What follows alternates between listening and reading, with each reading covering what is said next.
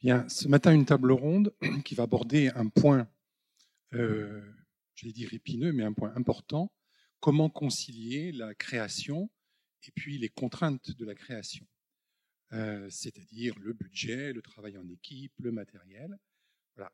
Pour animer cette table ronde, Catherine Totem, qui est enseignante à l'atelier de Sèvres, et Jean-Baptiste Garnero, qui travaille au CNC à la valorisation du fonds d'animation. Je vous laisse la parole. Merci Jean-Claude. Bonjour Catherine. Bonjour tout le monde. Merci d'être venus aussi nombreux. Merci à nos trois invités. Comme vous pouvez remarquer, ils ne sont que trois car on devait avoir Rémi Chaillet avec nous ce matin, mais il a été retenu à Paris pour des raisons familiales. Il aurait bien voulu être avec nous. On a eu beaucoup de plaisir, sachez-le, à préparer cette table ronde tous les quatre, et notamment aussi avec Rémi. Et on s'est bien amusé avec Catherine à écouter nos participants, nos intervenants autour de cette thématique. Oui, on n'a pas eu grand-chose à dire, en fait, on les a laissés parler, c'est ce qu'on va faire aussi ce matin, je pense. Mais c'est vrai que Rémi va nous manquer ce matin parce qu'il y avait un aspect auquel moi je tenais particulièrement, c'est l'aspect contrainte technique et numérique surtout, par rapport au travail qu'il a pu faire sur Tout en haut du monde avec Liane Chose sur l'animatique sur Flash, et ce que ça a pu apporter même à l'animation finale de Tout en haut du monde. Mais bon, ça, c'est peut-être des choses qu'on pourra aborder avec des animateurs dans la salle tout à l'heure. Voilà. Ben, on va laisser peut-être nos interlocuteurs se présenter. Voilà, exactement. Donc, on a trois interlocuteurs. Benoît Chieux, Sébastien Odenbach et puis donc Nidia Santiago de Iki Film pour évoquer donc cette créativité et ses contraintes et savoir si c'est une source de créativité ou non, et si comment on peut définir si ce sont des contraintes subies ou choisies, et comment tout ceci évolue donc dans la conception d'un film. Benoît, c'est à toi. Je me présente. On fait un Vous vous présentez d'abord tous les trois, comme ça sera plus simple. Je m'appelle Benoît Chieux. Rapidement, moi j'ai travaillé presque 25 ans dans le studio Folimage à Valence. Et j'ai fait beaucoup de direction artistique et de la réalisation. Et je suis enseignant dans 2 écoles, à l'école de la Poudrière et à Émile Cole à Lyon. Donc voilà. Bonjour, alors je suis Sébastien Lodenbach. J'ai réalisé principalement des courts-métrages qui ont tous la spécificité d'être assez différents techniquement les uns des autres. Donc j'ai tendance à dire que ce sont 7 premiers films, parce que j'ai l'impression de recommencer le truc à zéro. Et voilà, ça c'est ce qui me définit principalement. Et j'enseigne également à l'ENSAD depuis une quinzaine d'années. Voilà, donc moi, Nidia Santiago, je suis productrice chez Iki Film. Donc moi, j'ai commencé à produire plutôt dans la prise de vue réelle, mais j'ai été assez rapidement séduite par l'animation. Et voilà, maintenant on continue donc à produire tant en animation qu'en prise de vue réelle. Et voilà, l'animation c'est quand même très très amusant en fait, très intéressant. Donc je me permets de commencer un peu cette petite rencontre. Donc oui, créativité et contrainte, pour moi, ce sont 2 choses qui vont ensemble. En fait, il n'y a pas de créativité sans contrainte. Et très souvent, plus il y a de contraintes, plus il y a de créativité. Je voulais juste un peu commencer pour partager avec vous des échanges que j'ai eus avec notamment 2 personnes qui m'ont apporté un peu de réflexion autour du mot de l'animation limitée. Moi, je vais essentiellement parler de l'animation ce matin, parce que l'animation, en fait, c'est souvent le cœur du problème, puisque c'est ce qui coûte le plus cher dans un film. Et donc, je vais plutôt axer ma discussion autour de ça. Bien que le cinéma d'animation soit beaucoup plus large que simplement l'animation, mais moi, je vais plutôt vous parler de ça. Donc, je voulais, pour commencer, parler du mot animation limitée, parce que en discutant avec plusieurs personnes, je me suis rendu compte que c'était un mot un peu fourre-tout dans lequel on avait du mal à mettre un peu de sens. Je voudrais commencer avec ça.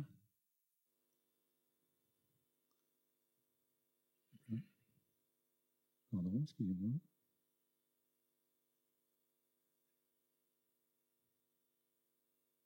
Comment tu lances le diaporama là-dessus? C'est ça. Si, ça marche. Donc voilà. En fait, la première personne qui a... Pardon, ça marche pas, si. Donc la première personne avec qui j'ai vraiment... Enfin, en fait, ce qui s'est passé, c'est que l'année dernière, il y a eu un colloque à Paris auquel j'ai participé. Georges Sifianos était présent d'ailleurs. Et il y avait un intervenant américain qui s'appelle Hamid Hamidi, qui est journaliste et historien de l'animation, qui a fait une conférence très complète justement sur le sens du mot de l'animation limitée. Donc je voulais juste rapidement échanger avec vous sur le sens de ce mot-là. En fait, il met en opposition la full animation et l'animation limitée. Donc rapidement, la full animation a été définie par Frank Thomas et Holly Johnson dans le livre L'illusion de la vie. Et ils ont défini 12 principes de base de l'animation. Donc, on a le détail ici de ces 12 vraiment fondements de l'animation, de la full animation pour eux. Donc, ce sont 12 concepts qui en fait définissent la full animation. Donc, je vais un peu vite parce que c'est vrai qu'il y a beaucoup de choses à dire, mais on pourra revenir là-dessus après plus précisément. Donc ici, on a un extrait de ce que peut être une full animation. Donc c'est un court extrait de Mowgli. Donc on voit bien qu'il y a beaucoup de dessins. Évidemment, c'est extraordinaire à voir. Et en opposition, en fait, il n'y a pas eu, à ma connaissance, il n'y a pas eu de personnes qui ont défini l'animation limitée, mais quand même, il y a des règles donc qui sont là. Donc pose sous pose, j'ai pas réussi à le traduire en français, mais donc voilà, c'est ce qu'on appelle l'animation vraiment très très très simplifiée, pas d'intervalle, dessin fixe, cycle, tout ça, ce sont des principes de l'animation limitée qui définissent quand même dans les grandes lignes ce qu'on peut utiliser. Donc dans l'animation limitée, en fait, moi j'ai écrit j'ai écrit une réflexion qui a été publiée sur Internet, et suite à cette publication, j'ai eu des mails de Sébastien Dabadi que je ne connais pas, mais avec qui j'ai échangé quelques mails, qui m'a dit, mais attention, l'animation limitée, c'est beaucoup plus précis que ce que tu dis. On ne peut pas mettre dans l'animation limitée... moi, je parlais de John Hubley, des studios EPA, etc. Il dit, mais attention, ce n'est pas de l'animation limitée, c'est vraiment déjà de l'animation complexe, etc. Et donc, il m'a parlé d'une personne qui s'appelle Alexander Anderson Jr., qui a réalisé en 1950 une série qui s'appelle Crusader Rabbit. Donc, ils ont fait 195 épisodes de 4 minutes en 2 ans. Donc, on voyait un peu la production. Et donc, qui, lui, a vraiment mis en place, d'après Sébastien Dabadi, les principes de l'animation limitée. Donc, je vais vous montrer un exemple.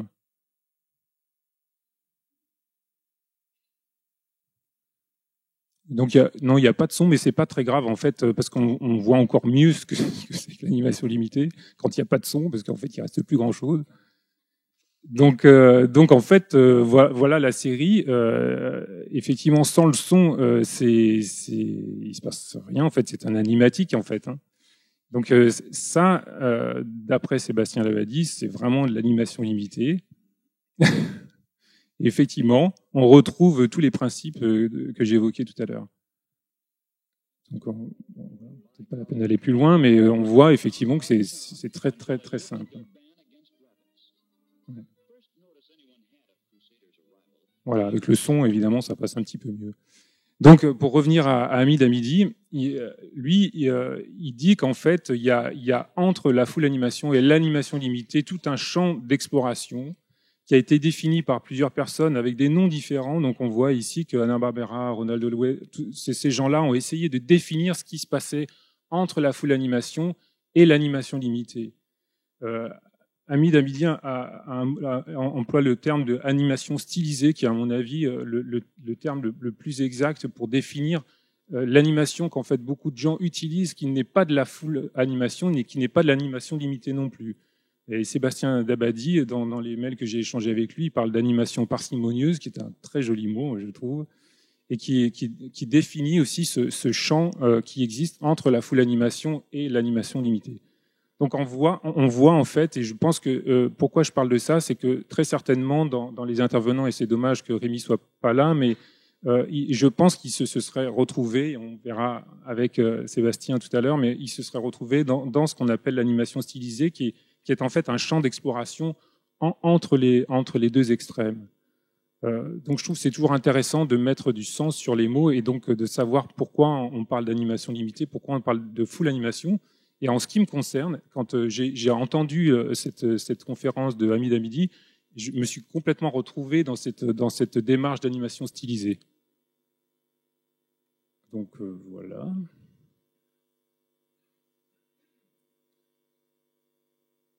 Maintenant, je vais vous parler de l'animation sur Tantilda.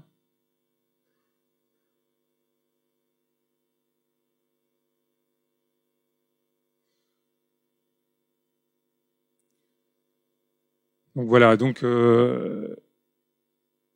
voilà, moi ce qui m'intéresse beaucoup, c'est vrai que je suis passionné de dessin et ce qui m'intéresse c'est comment on fait bouger des dessins dans un film. Et donc une des réflexions de fond sur le film, le long métrage Tantilda, c'était celle-ci. Donc c'est comment on arrive à faire bouger des dessins. Donc en gros, moi quand j'ai commencé ce film, j'ai défini l'animation en quatre points. Pour moi, il y a la ligne, la couleur, le mouvement et la mise en scène. Ce sont les 4 points qui, pour moi, concernent l'animation. Dans ces 4 points, j'ai fait un tableau. Évidemment, c'est pas aussi scolaire que ce qu'on voit là, mais c'est une réflexion que j'ai eue après. Mais en gros, ça représente à peu près à ce que j'imaginais quand j'ai commencé le film. Dans ce tableau, en fait, tous les curseurs sont à gauche, et ça veut dire que quand ils sont à gauche, c'est très simple à fabriquer. Et si je mets les curseurs à droite, c'est très compliqué à fabriquer. C'est-à-dire qu'il y a des degrés de complexité qui font que c'est soit simple, soit difficile à faire. Donc moi, ce qui m'intéressait, par exemple, sur Tantilda, c'était concernant la ligne. D'ailleurs, on l'a vu dans le projet de Marion Montaigne d'hier, qu'il y avait aussi cette idée d'animer une ligne complexe, qui n'est pas forcément évident. Et pour Tantilda, mon objectif, c'était d'animer une ligne complexe à l'écran. Donc j'avais deux films qui m'ont vraiment inspiré, avant de démarrer, et qui m'ont permis d'un peu formaliser mes idées sur Tantilda. Il y a un court-métrage de Paul Cabon qui s'appelle Sauvage, qui est un film d'étudiant. Paul était à l'école quand il a fait ce film, à l'école de la Poudrière. Et donc c'est un film que j'aime beaucoup et dont justement le trait, l'animation est très vivante. Et on a beaucoup discuté ensemble j'ai essayé de comprendre comment il avait mis en place son travail de l'animation. J'y reviendrai après. Il y a un deuxième film qui s'appelle My Dog Tulip de Paul Fierlinger, qui est un film aussi extraordinaire et qui a une vivacité du trait qu'on retrouve rarement dans un film d'animation. C'est un long métrage fabriqué seul. Il n'y a pas beaucoup d'exemples, mais Sébastien en parlera après. Et puis, une troisième source d'inspiration qui vient de l'illustration, auquel moi je suis beaucoup attaché. C'est un auteur anglais qui s'appelle Ralph Steadman, qui est un très grand illustrateur. Donc, j'ai fait un choix un peu radical en commençant ce film, c'est que j'ai imposé à tous les animateurs de dessiner directement avec un stylo, ce qui fait qu'il n'y avait pas de gomme. Et donc, ils ont dû animer directement avec le stylo qu'on voit à l'écran. Et donc là, on est en plein dans le cœur du sujet, puisque la contrainte et la créativité étaient ensemble. Donc moi, j'ai dit, voilà, la contrainte, c'est celle-ci. Maintenant, débrouillez-vous. Donc ils ont un peu fait la gueule, mais en fait, ils y sont arrivés quand même. Et donc là, on voit quelques dessins faits directement donc avec ce stylo. Ce sont des dessins de préparatoires du personnage de Tantilda. En fait, ce qui est curieux, c'est que avec une contrainte aussi grande, en fait, on s'aperçoit qu'au bout d'un moment, évidemment pas du premier coup, mais au bout d'un moment, les dessinateurs arrivent à s'accaparer de l'outil et de jouer avec. Donc on voit là quelques dessins.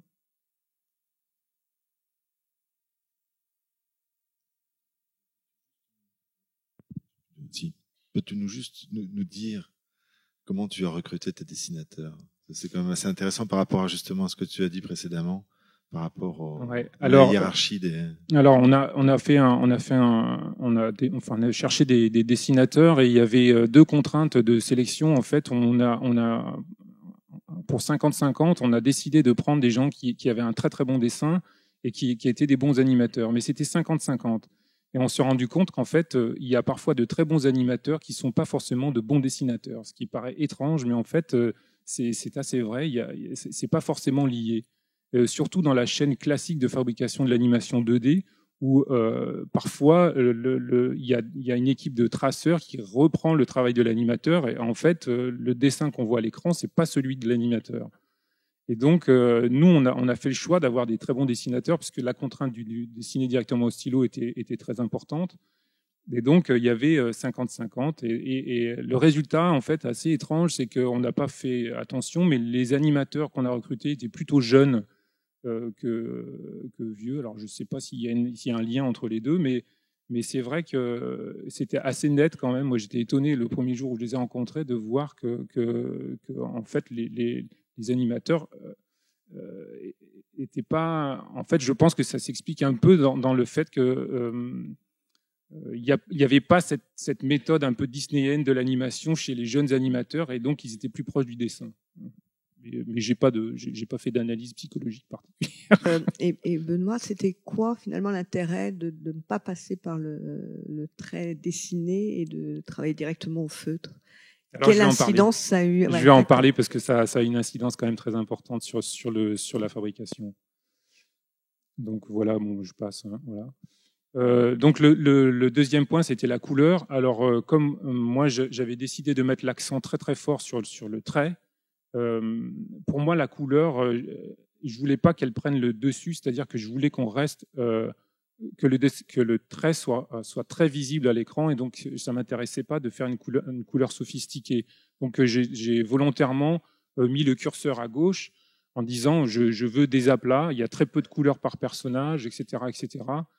Ça, c'est des principes assez classiques. En général, quand on met en avant le trait, on fait attention de ne pas mettre trop de couleurs. On retrouve ça, par exemple, dans les 101 dalmatiens ou des choses comme ça, où en fait, c'est surtout des aplats, quoi. Il n'y a pas d'ombre ou des choses comme ça. Dans Tantilda, les personnages n'ont pas d'ombre propre, ni d'ombre portée, d'ailleurs. Donc le principe, il est assez classique. Hein. Donc vous allez vite comprendre, on a un tracé fait par l'animateur. Donc il y a une deuxième ligne qui est faite après pour préparer la mise en couleur. On fait la mise en couleur et le résultat final, c'est l'assemblage de tout ça. Donc, voilà le process de fabrication du dessin dans Tantilda. C'est très classique.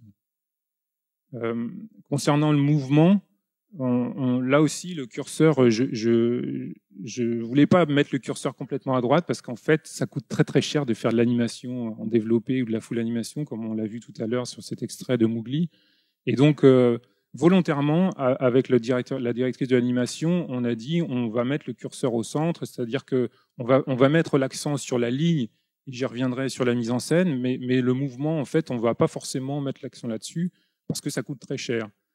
Et donc, on a volontairement réduit le nombre de dessins de l'animation. Sur chaque plan, on a fait un travail plan par plan, c'est-à-dire qu'il n'y avait pas une méthode préétablie à l'avance.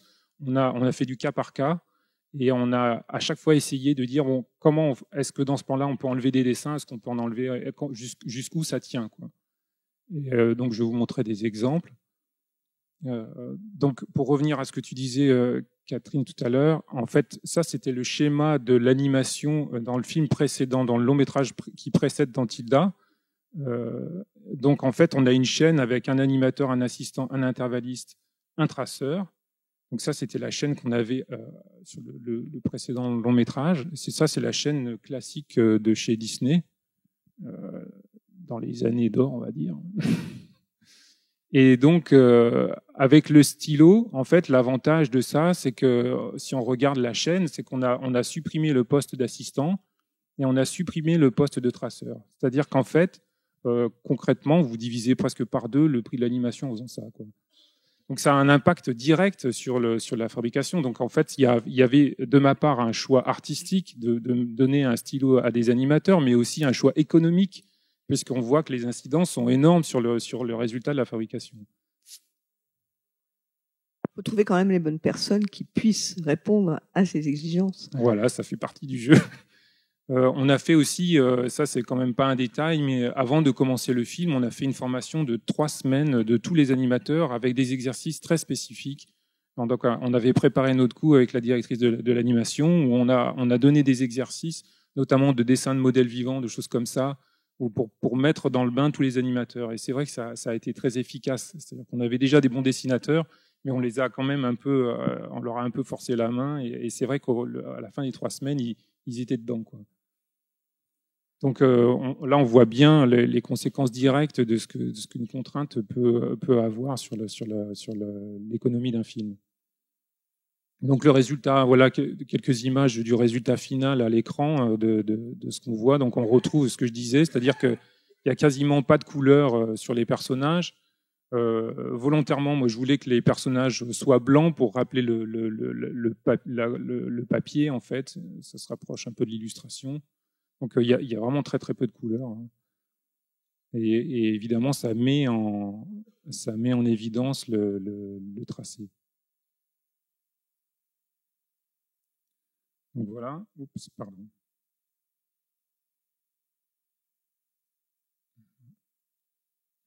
Non, bah c'est ça. Donc là, voilà un extrait d'un plan qui a été fait sur Miel Migou. Donc on voit là qu'on est dans la full animation. Donc évidemment, c'est de l'animation qui coûte très cher. C'est un peu ce qu'on retrouve dans le plan de Mowgli. Donc il y a énormément de dessins, ça coûte très cher. Et c'est très beau, mais ça a un coût. Et sur Tantilda, vous allez voir un autre extrait. Donc voilà, ça c'est vraiment un plan animé de Tantilda. Donc c'est beaucoup moins fluide, mais en fait à l'écran, on s'en rend pas forcément compte parce les plans sont assez courts, ça va assez vite, etc. Et l'accent est vraiment plus mis sur la ligne et sur la mise en scène que sur la fluidité du mouvement. Et en fait, ça a un impact très fort sur le coût d'un film. Ça change considérablement la donne, hein. Tu insistes sur l'impact économique du film, mais qu'est-ce qui a motivé l'un par rapport à l'autre? Est-ce que c'est ta recherche de style graphique que tu voulais avoir qui t'a amené en fait à, entre guillemets, à supprimer donc 2 postes dans la chaîne de fabrication et donc à limiter le coût de ton film? Ou est-ce que c'est parce que le fait de se dire ce film aurait coûté beaucoup trop cher, on peut dire le budget? Ouais. Oui, 5-6 millions. 5-6 millions, ouais, c'est ça. Non, c'est-à-dire qu'on aurait eu le double pour ce film-là si en animation traditionnelle. Ouais, c'est peut-être pas le double, mais oui, on peut rajouter quelques millions. Ouais.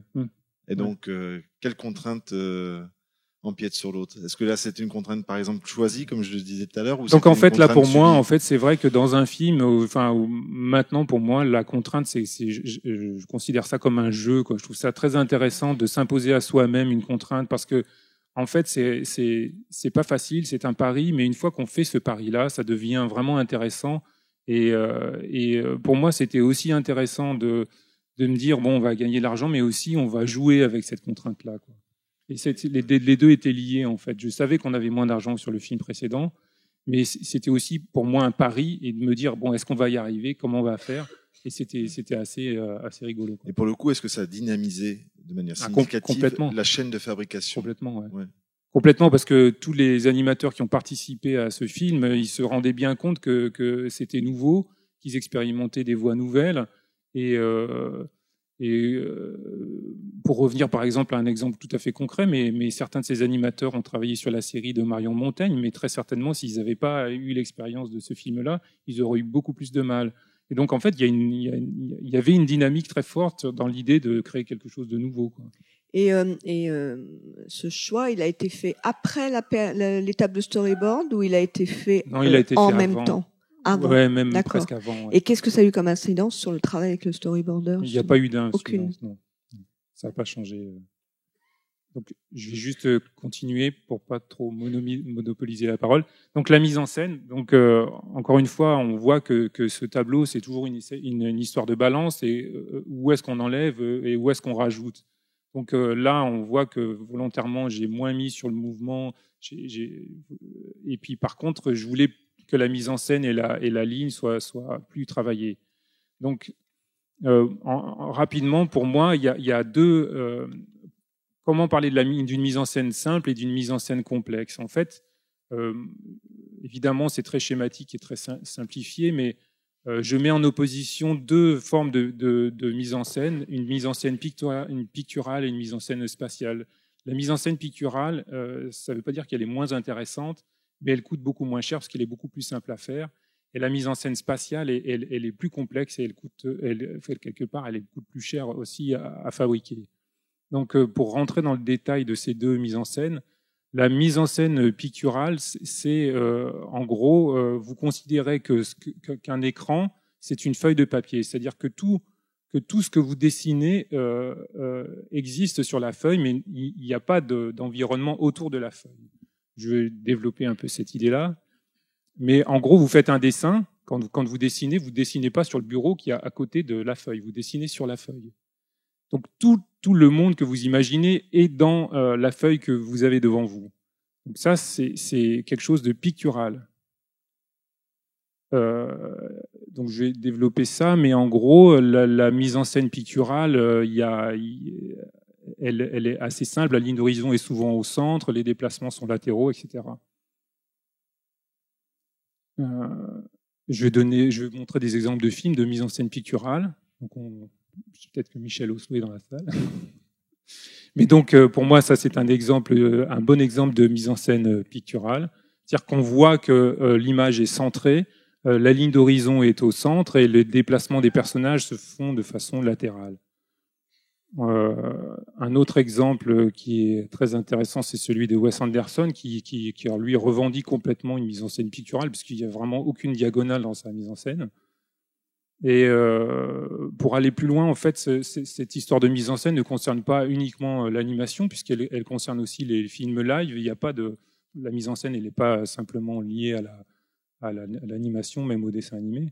Et donc, on peut avoir une mise en scène picturale dans des films live. Par exemple, là, on a Les Demoiselles de Rochefort. On voit bien que dans une image comme celle-ci, que c'est complètement pictural. Il n'y a pas de volonté de diagonale, de profondeur, etc., quoi. C'est comme une illustration, c'est presque un dessin en fait cette image, puisqu'en plus c'est magnifique, on voit que ces deux femmes forment presque un cœur, quoi. Il y a quelque chose d'extraordinaire. Un autre exemple beaucoup plus contemporain, c'est un film qui s'appelle Only God Forgives. Je ne sais pas si quelqu'un l'a vu dans la salle. Donc on voit bien, c'est pareil, tout est symétrique, complètement symétrique. Là, encore une fois, on n'a pas de profondeur de champ, on a une volonté délibérée du metteur en scène de faire quelque chose de très plat, de très pictural. Donc on peut définir en gros en 3 points la mise en scène picturale, la ligne d'horizon au centre du cadre, pas de profondeur ou peu de profondeur de champ, et les déplacements latéraux des personnages de gauche à droite ou de droite à gauche. Ça, c'est ce qui définit la mise en scène picturale. La mise en scène spatiale, évidemment, c'est autre chose. C'est complètement un autre concept. C'est que, en fait, le cadre, c'est-à-dire que ce que vous montrez à l'écran n'est qu'une partie du monde qui vous entoure, en fait. C'est-à-dire que le concept n'est pas forcément de dire que tout existe dans la feuille, mais qu'il y a un monde beaucoup plus important qui existe en dehors de la feuille. Et donc, c'est ce qu'on fait naturellement avec une caméra, mais c'est ce qu'on fait beaucoup moins naturellement avec un dessin. On a beaucoup plus de mal à le faire parce qu'on a beaucoup plus de mal à imaginer qu'un monde peut dépasser de la feuille dans laquelle on dessine. Donc, par exemple, si on fait un dessin, ça veut dire qu'en gros, même si on dessine que sur la feuille, on peut imaginer qu'il y a autre chose à côté, quoi. Donc en 2 mots, là, je vais montrer par exemple un exemple de storyboard que j'ai dessiné pour Mia et Migou. Donc là, c'est d'autres enjeux. On voit que les déplacements se font en diagonale, ils se font en profondeur, et que la ligne d'horizon qui est en rose, là, elle varie vraiment beaucoup d'un plan à l'autre. Elle est rarement au centre du cadre. Donc là, on a un déplacement latéral, un déplacement diagonal, pardon. La ligne d'horizon, elle est presque en haut. Là, le personnage est tout petit dans le cadre. Là, la ligne d'horizon, elle n'est pas au centre. Là aussi, voilà. On est dans une autre démarche très différente d'une mise en scène picturale. Donc aussi, les changements de gros plans, plans larges, etc., varient beaucoup d'un plan à l'autre. Donc la mise en scène spatiale, ça c'est ma définition, mais en gros, c'est ça, c'est la place de la ligne d'horizon est vraiment variable d'un plan à l'autre. Il y a une très grande profondeur de champ. Les déplacements souvent sont en diagonale et en profondeur, ce qui évidemment bon pour un animateur est très complexe à dessiner. Donc c'est aussi pour ça qu'on en fait moins, parce que c'est plus chiant, plus cher. Et il y a des mouvements de caméra, c'est-à-dire que on n'hésite pas à faire bouger la caméra dans tous les sens. Les actions hors champ sont très importantes. Ça veut dire qu'encore une fois, on considère que ce qui n'est pas dans le cadre est aussi important que ce qui est dans le cadre. Donc ça, c'est une des données très importantes de la mise en scène spatiale. Et la taille d'un personnage varie beaucoup d'un plan à l'autre. Alors, je vais vous donner 3 exemples de films d'animation. Donc évidemment, le grand champion hors toute catégorie de cette mise en scène, c'est Miyazaki, qui utilise à fond les diagonales tout le temps. Les profondeurs de champ sont très très marquées. Là, on voit que la ligne d'horizon, elle est très très basse, voire presque hors cadre. Un autre film, c'est Le Roi et l'Oiseau, qui évidemment a utilisé cette mise en scène spatiale très tôt dans l'histoire du cinéma d'animation. Et moi, je trouve que ce plan était exemplaire. On voit qu'il y a une importance sur le premier plan avec les oiseaux et la fille sur la cheminée. Mais en fait, l'action principale se situe au deuxième plan, sur le toit, avec le petit garçon qui va chercher la cage dans laquelle est enfermé un autre oiseau.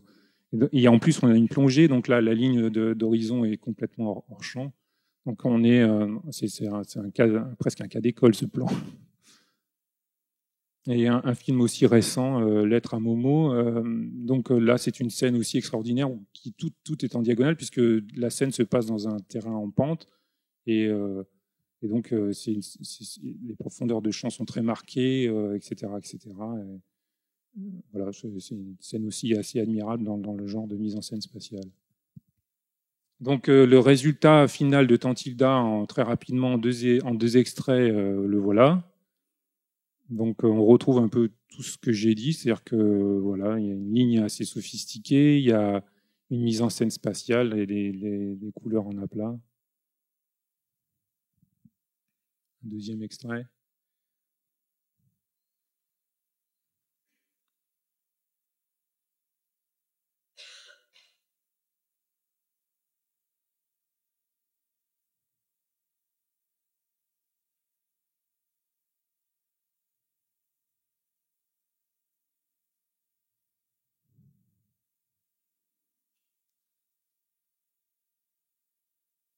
Voilà. Donc je termine. Donc en fait, si je reprends mon schéma du départ, voici un peu le code ADN un peu de Tantilda. Concernant l'animation, je reviens là-dessus parce que c'est très important. C'est pas tout. On pourrait faire ce schéma-là pour toutes les étapes du film. On pourrait le faire pour le son, pour la musique, pour tous les films en général. Pour tous les films en général. Je vais y venir. D'ailleurs, j'ai d'autres exemples. Donc voilà, en gros, ouais. Voilà un exemple très intéressant, c'est le film qui s'appelle Goodbye Mr. Christie de Phil Mulloy, où si on regarde son code ADN, évidemment c'est celui-là, donc c'est quand même super intéressant parce que on voit que délibérément le réalisateur dans ce cas-là, il a mis tous les curseurs à gauche pour des raisons économiques évidentes, mais donc du coup la créativité, il la place complètement ailleurs, donc c'est un film absolument génial dans ce registre, parce que tout repose sur les dialogues et la pertinence des dialogues, qui est bien au-delà de ce qu'on met dans l'animation en général. C'est un film, moi je trouve exemplaire pour cette raison-là. Puis après, on a des grands classiques, mais j'ai essayé de chercher l'autre extrême. Je me suis dit, est-ce qu'il y a un film où tous les curseurs sont à droite, en fait? Et j'ai pas vraiment trouvé. parce que je pense que ça serait un film impossible à produire, ça coûterait trop cher. Donc évidemment, la ligne, Richard Williams, évidemment, il est à fond. La mise en scène aussi, c'est vrai que c'est un film incroyable pour ces raisons-là.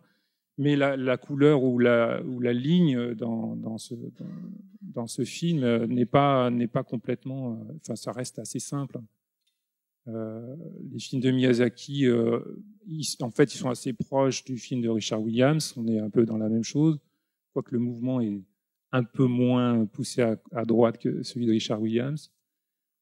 Et ça, c'est un film intéressant pour le trait, la princesse Kaguya, parce qu'en fait, rarement dans l'histoire du film, enfin dans le long métrage japonais, on utilise des lignes sophistiquées. Et c'est vrai qu'on voit que dans ce film, Takahata s'est amusé à pousser, comme dans Tantida d'ailleurs, le curseur complètement à droite. C'est assez rare dans le long métrage d'animation japonais. Et voilà, j'ai fini. Merci. Merci Benoît. C'est un excellent exemple de mise en situation donc de cette créativité et contrainte.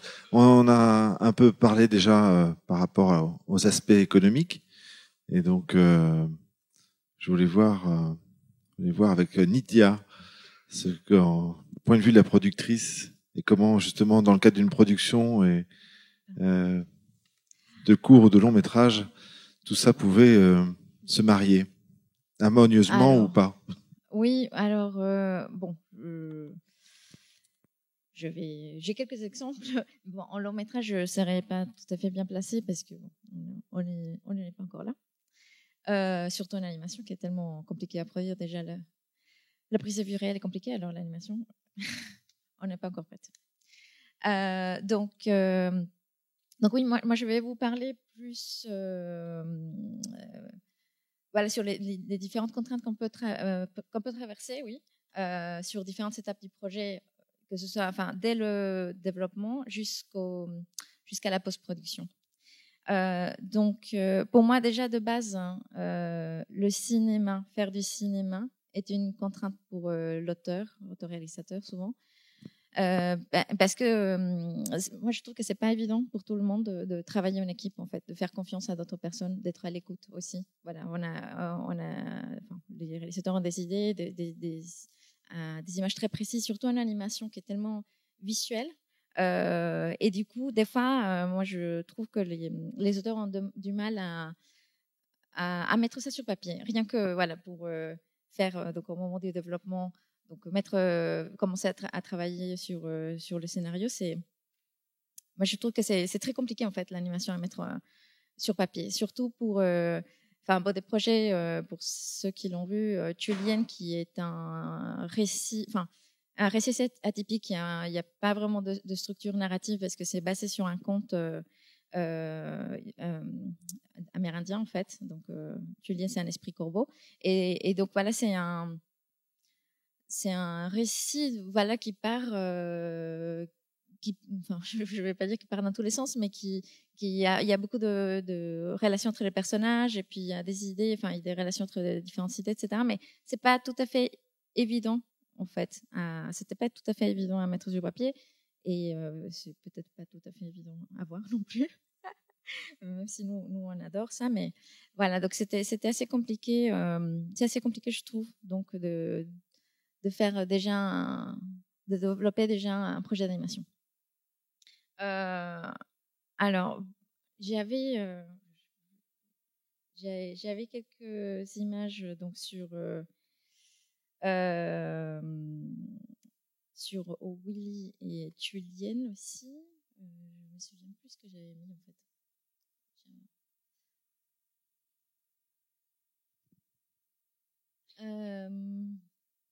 Quel a été, pendant que tu choisis tes images, par exemple sur Oh Willy, comment s'est passée la production? Est-ce que ça a été un film qui a été décidé tout de suite d'être fait en animation, ou est-ce qu'il y a eu éventuellement l'éventualité de le faire en prise de vue réelle d'abord? Est-ce que c'est quelque chose c'est des choses aussi auxquelles on nous a fait part, à savoir que certaines fois, en fait, il y a des films qui étaient prévus en prise de vue réelle qui sont devenus en animation. ou ouais. pour d'autres contraintes. Est-ce que Ouais. quelle a été aussi la contrainte principale, Non, par exemple, pour ce film-là? Là, en l'occurrence, voilà, c'est un film qui a été pensé en animation, mais c'est vrai que donc ces deux réalisateurs, donc Emma qui était à la base, enfin, il venait plutôt du documentaire en fait, et elle aimait bien aussi le tricot en fait, c'est ça. Et elle avait fait un stage d'animation chez Beast Animation, donc en stop motion. Et elle avait beaucoup aimé ça. Donc elle avait fait un premier court métrage en utilisant déjà la laine. Et parallèlement à ça, elle avait fait un documentaire sur le personnage de Willy qu'elle avait rencontré. C'était un petit bonhomme assez timide, etc. Et du coup, c'est de là qu'est venue l'idée de faire Willy, mais ça a été très vite vu en animation. Justement parce que voilà, il cherchait quelque chose de doux en fait. Et c'était assez rapidement décidé ça. Par contre, c'est vrai que le scénario a été retravaillé pas mal. On avait présenté, on a présenté 2 fois la demande au CNC. Et bon, voilà, la deuxième fois, on a obtenu l'aide. Mais c'est vrai elle avait dû faire quelques concessions, notamment au niveau de la structure du projet. J'avais en fait bon, c'est peut-être un peu long, mais je vais voir si c'est possible de voir quand même au moins une partie de l'animatique qui a été fait peut-être juste un mois avant qu'on commence le tournage en fait. Ça a été fait assez tardivement. Il y a des choses évidemment qui ont été modifiées, qui ont changé au moment du tournage. Parce que justement pour des raisons économiques, des fois je vais le laisser passer derrière. Et pour des raisons économiques, bien sûr, il y avait pas mal de choses qui étaient compliquées. Voilà, surtout qu'elles sont vraiment dans les détails. Enfin, je ne sais pas si vous avez vu le film, mais bon, ils ont animé chaque poil à chaque fois. Donc, il faisait une prise, il bougeait aussi donc tous les petits poils de la laine pour justement qu'ils aient l'air plus vivants. Et donc, c'était quand même un travail assez long. Déjà, le premier mois, ils ont directement eu déjà 2 semaines de retard sur le planning. Donc, du coup, on a dû changer. Heureusement, bon, moi, c'était mon premier film d'animation que je produisais. Et du coup, voilà, évidemment, pour ce genre de projet, on est obligé, en tant que producteur, de s'associer avec d'autres des structures qui sont des studios d'animation, en fait. Et voilà, de toute façon, c'était Beast qui avait quand même débuté le projet avec Emma. Et donc, du coup, ils ont trouvé des astuces justement au niveau de l'animation. Par exemple, là, sur le portail qu'on vient de voir, il était prévu qu'on voit donc Willy marcher en même temps que le portail s'ouvrait. C'était un plan large. Et finalement, on a dû faire un plan serré plutôt, et puis pas voir Willy traverser le portail parce que sinon ça nous prenait au moins 1 semaine de travail et puis on avait déjà 2 semaines de retard, donc on pouvait pas trop s'attarder en fait.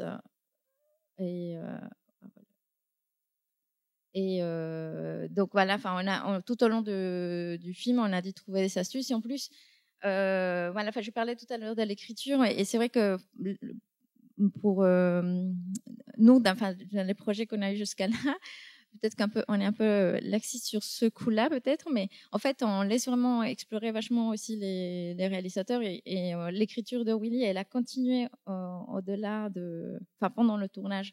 Je sais pas quelles sont les habitudes, parce que normalement, voilà, quand on fait l'animatique, normalement on respecte l'animatique, etc. Et nous, on le fait pas trop en fait. On le fait pas trop. Bon, après, évidemment, il y a évidemment des conséquences économiques. Bon, à la fin du film, on a presque plus d'argent, donc tout le monde doit mettre un peu la main à la pâte. Et voilà, mais si nous, on est partisans que si les auteurs sont conscients de ça, et pour justement réussir à faire un film qui soit à leur goût aussi. Enfin, c'est quand même un projet de création. Enfin, je trouve que c'est inutile de mettre plus des contraintes.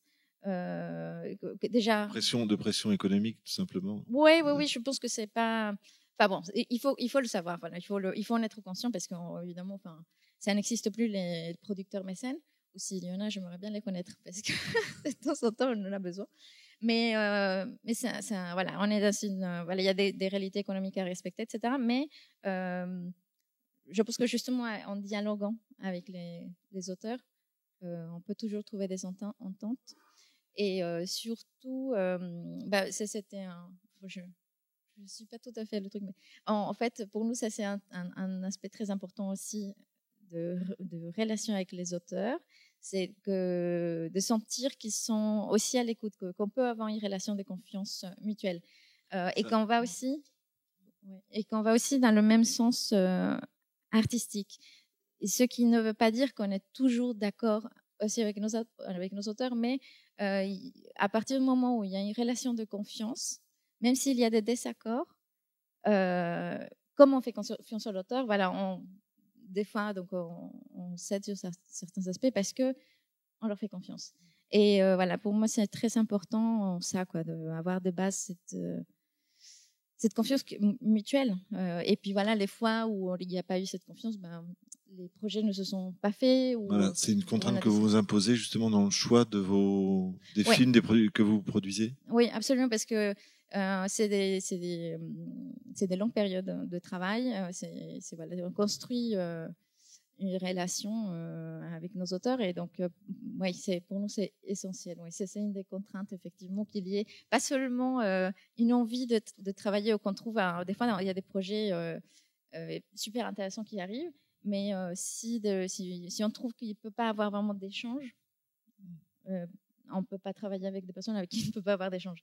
Pour nous, c'est important parce que, d'accord, on est producteur, mais on n'est pas que, contrairement à ce que vous croyez beaucoup, on n'est pas que là pour donner des sous, ou faire la paperasse et le côté administratif et financier des projets.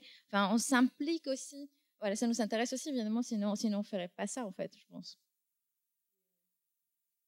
Oui, tu disais tout à l'heure qu'il y avait des phases qui avaient été réécrites pendant le tournage. Alors qu'en stop motion, en général, tout est bien préparé, tout est préparé à l'avance de façon à ce qu'il y ait en réalisation pas trop de perte de temps. Et justement, est-ce que c'est le court-métrage qui permet cette souplesse-là, ou parce qu'en long, ça me paraît très compliqué à gérer. Oui, non, mais définitivement, c'est le court-métrage qui nous permet cette souplesse. Je pense que, le moment où on se lancera sur un long-métrage, on ne pourra pas se permettre ça parce que c'est pas les mêmes contraintes financières déjà. Sans manger trop de temps, mais quelles ont été les choses qui ont été réécrites? C'était de quel ordre? C'était de l'ordre de la mise en scène, ou justement des mouvements dans les décors? Qu'est-ce qui a été retravaillé? Alors bon, il y a non, mais ce qui est le pire, vous allez rigoler, c'est que il y a une séquence qui a été ajoutée. Quand on l'a montré à la chaîne télé ne l'a pas aimé, du coup on l'a viré. Au final, donc on a travaillé, je sais pas, 2 semaines sur cette séquence pour rien, mais Emma et Marc surtout, et surtout qu'ils l'ont fait tout à la fin, et ça marchait très bien en fait. Moi j'aimais beaucoup ça. C'était Willy, donc enfant, qui se regardait dans le miroir, et que je sais pas si vous voyez donc la séquence. Il y a une séquence donc où il se fait taper sur les fesses par deux enfants. Et donc, c'était à partir de ce moment-là que Willy, il était un peu traumatisé de son corps. Et on voyait donc une séquence dans sa chambre où il était en train de pleurer. Je ne sais pas si je l'ai sur moi, peut-être pas. Et il remettait donc, il mettait un short en fait. C'était tout. Et du coup, après, on revenait donc dans le récit et tout ça. Et donc, j'avais trouvé cette séquence intéressante, et justement qui rendait le récit plus compréhensible, parce que c'est aussi mélangé un peu Et donc les diffuseurs ont un regard sur l'écriture. Oui. Mais en fait, c'était une des choses, une des contraintes que nous avons aussi, c'est le timing pour la durée des films. Ouais, surtout pour les chaînes télé. On s'était, à la base, le film, il devait faire 12 minutes. On avait vendu 12 minutes. Le film, au premier montage, ils l'ont fait. Le premier montage, et c'était un peu exagéré. Il fait ses 25. On a présenté un film à 20 minutes. C'est ça. On a présenté un film à 20 minutes. C'était France Télévisions. Et donc, là, ils nous ont dit, c'est un peu long. Puis finalement, cette séquence, Je sais pas pourquoi ils. Mais c'était le sens de la séquence qui gênait ou c'était vraiment le timing? Je pense qu'il y avait un peu des deux. Peut-être que encore le montage il n'était pas tout à fait au point et voilà. Du coup, ça a été comme de toute façon, il faisait pas partie à la base du scénario. Peut-être qu'ils se sont dit bon c'est plus facile de virer ça et puis ça réduisait le film un peu. Bon, je sais pas. Mais bon, finalement, on avait réussi à réduire le film jusqu'à 17 minutes. Mais ceci dit, c'était pas plus mal parce que ça donnait plus de rythme, etc. Bon, après, moi, je regrette quand même cette séquence, mais oui, ouais, au-delà du choix, justement, on va dire artistique par rapport à cette séquence, ça n'a pas du tout nuit non plus au succès, à la bonne réception du film, qui a plutôt très bien marché. Ouais. Il a eu des prix. Oui, pas mal de prix, ouais. On a eu pas mal de prix, on a eu beaucoup de sélections. On a bu du champagne à la 300e sélection. Donc c'était pas mal, on était très contents. Et donc, oui, non, effectivement, il n'y a pas eu d'incidence majeure sur la créativité. Et puis surtout, c'est les réalisateurs qui étaient consentants aussi.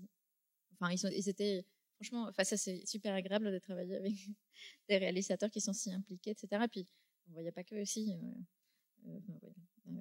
En général, avec tous nos auteurs, c'est ingénieux. Bon, pour le coup, toutes les contraintes subies ou volontaires ont agi dans le même sens. Oui. Alors, ça, c'est un autre point que sur lequel je voulais parler. C'est aussi jusqu'où le producteur,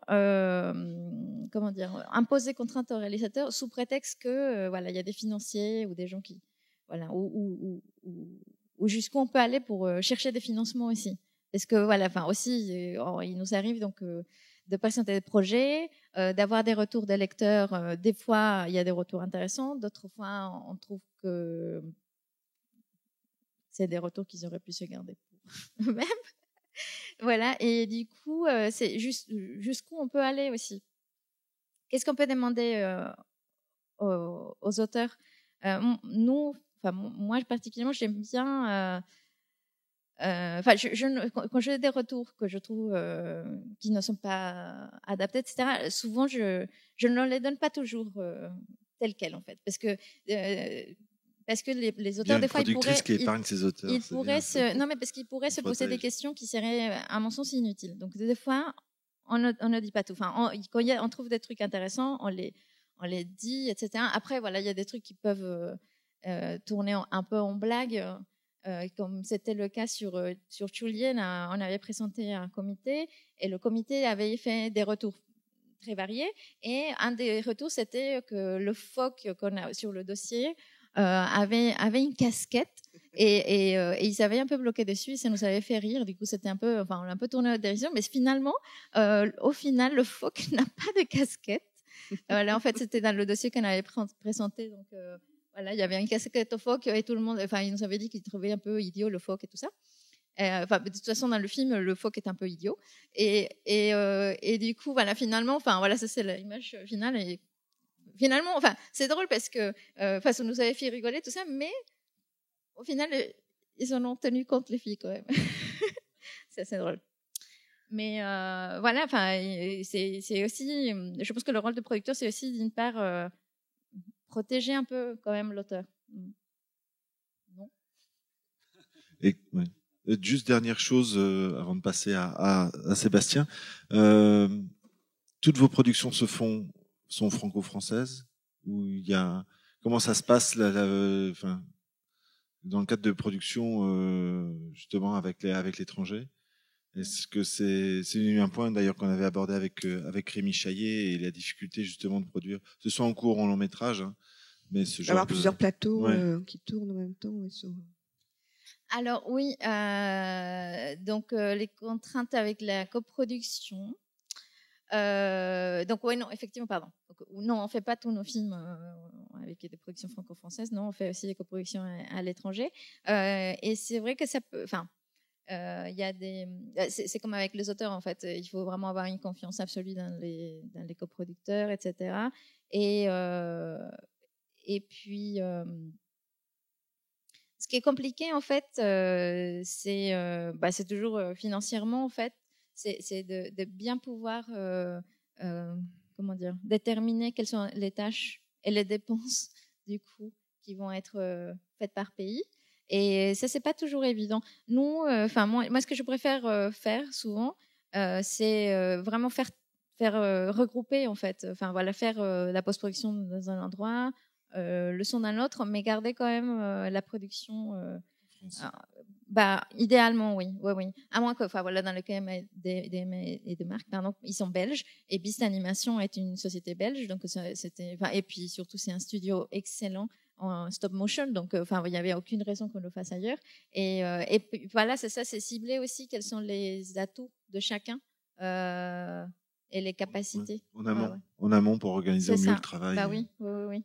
Et après, ce qui est compliqué, c'est quand les auteurs ne connaissent pas forcément le travail d'autres sociétés ou d'autres studios et du coup de les faire travailler avec des équipes qu'ils ne connaissent pas. Ça, c'est un peu compliqué.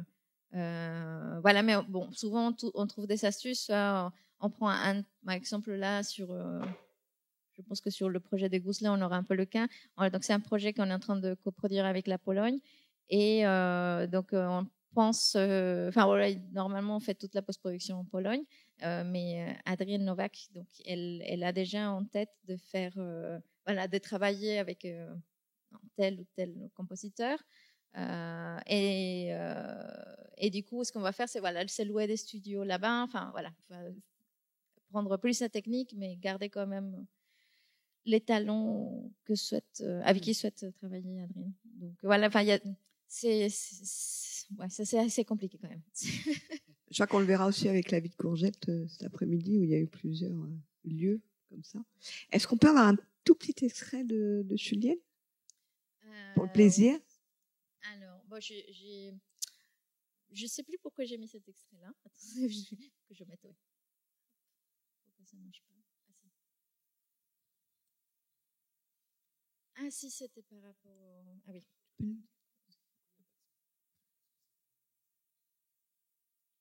Un problème de son. Est-ce que tu peux nous dire comment c'est fait, la technique? Parce qu'il y a c'est des techniques mixtes, quoi. Il y a plusieurs techniques. Oui. En fait, ah oui, ça c'est.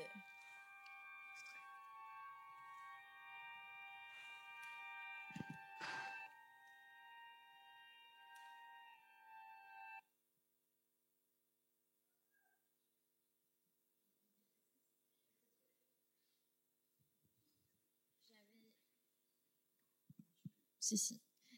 J'avais mis cet extrait parce que je voulais le mettre en comparaison donc au premier test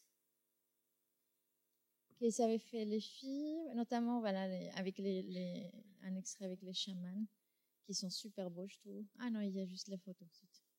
La frustration, oui. Non, mais c'est pour que vous alliez voir le film, c'est pour ça. Il faut aller voir le film. Et voilà, comment elles ont travaillé. En fait, elles ont passé beaucoup de temps à faire des recherches sur les textures, sur des techniques différentes. En fait, déjà à la base, elles savaient qu'elles allaient travailler en mélangeant un peu d'images réelles, mais elles ne savaient pas jusqu'à quel point en fait. Et c'est vraiment, ils sont passés presque un mois ou 2 mois du coup en Auvergne, à Clermont-Ferrand, et ils ont fait pas mal de prises de vue, etc. Et puis, tester des images. Et finalement, la vidéo a pris quand même une part assez importante dans la création. Ouais. Il y a aussi du graphite et de la farine, tu disais. Oui, voilà, il y a certaines séquences, notamment avec le brouillard. Donc, ils ont travaillé avec de la farine, en fait. Et en fait, il y a... Je vais quand même... Ah non, mais c'est pas moi. Et elles ont utilisé aussi tu me disais, le grain du papier par rapport à la rétroprojection. Oui, et voilà, donc ils ont travaillé en rétroprojetant la vidéo et aussi, du coup, pour garder le côté granuleux de l'animation. Et que ça reste aussi sur la partie vidéo prise de vue réelle, donc. Et ils ont donc utilisé des feuilles, voilà, du papier, donc ils ont pour garder cet aspect granuleux. Donc, oui, parce qu'on croyait, vous croyez du coup que c'était du sable, mais non, en fait, c'est ça. C'est le grain du papier. Non, c'était juste une question. Mais on y reviendra. Merci. Dernière intervention avec Sébastien, avec lequel j'ai un peu de mal à le qualifier. La personne la plus expérimentale. Il fait tout seul. Il fait tout seul. Non. Voilà, d'abord, je vais essayer d'aller assez vite. On a du temps. On a du temps. Ouais. Bon.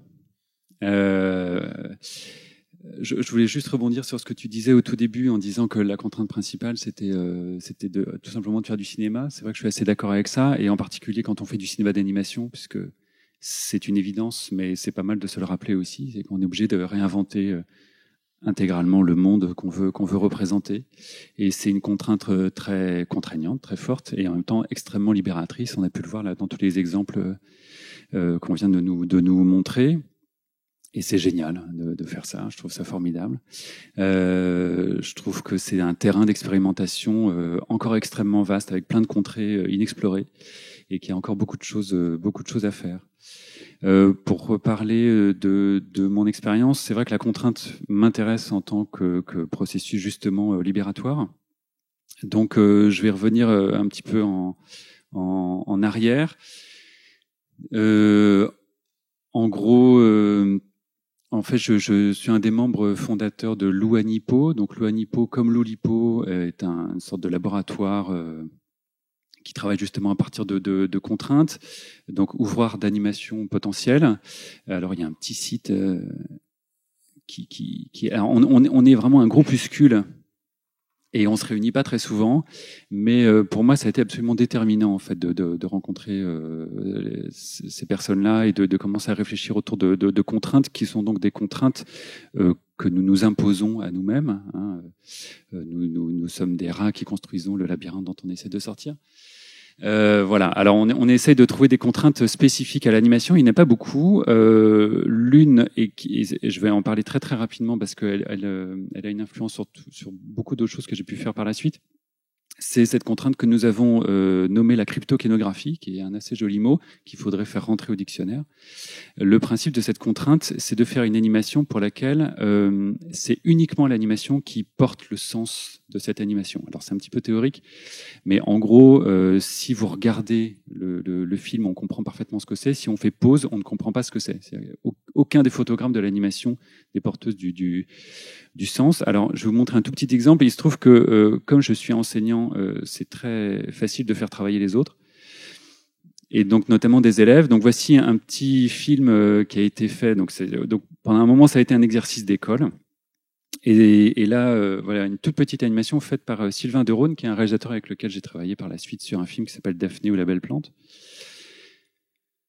Voilà, et qui répond complètement à cette contrainte. Alors, il y a plusieurs façons de répondre, mais ça me semblait être une contrainte très intéressante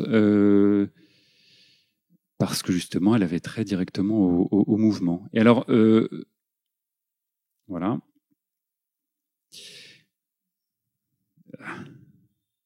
Bon, c'est pas grave, je la laisse tourner. De toute façon, elle est en boucle.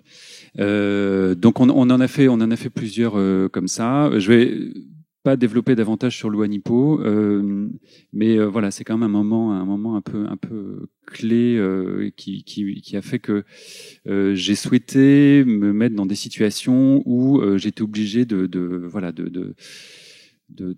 répondre à des problèmes très très concrets. Donc, avec l'UANIPO, on a fait une sorte de petite résidence à Tournefeuille, grâce à Xbo Film et à Romain Blantailleur, qui est un des membres de l'UANIPO.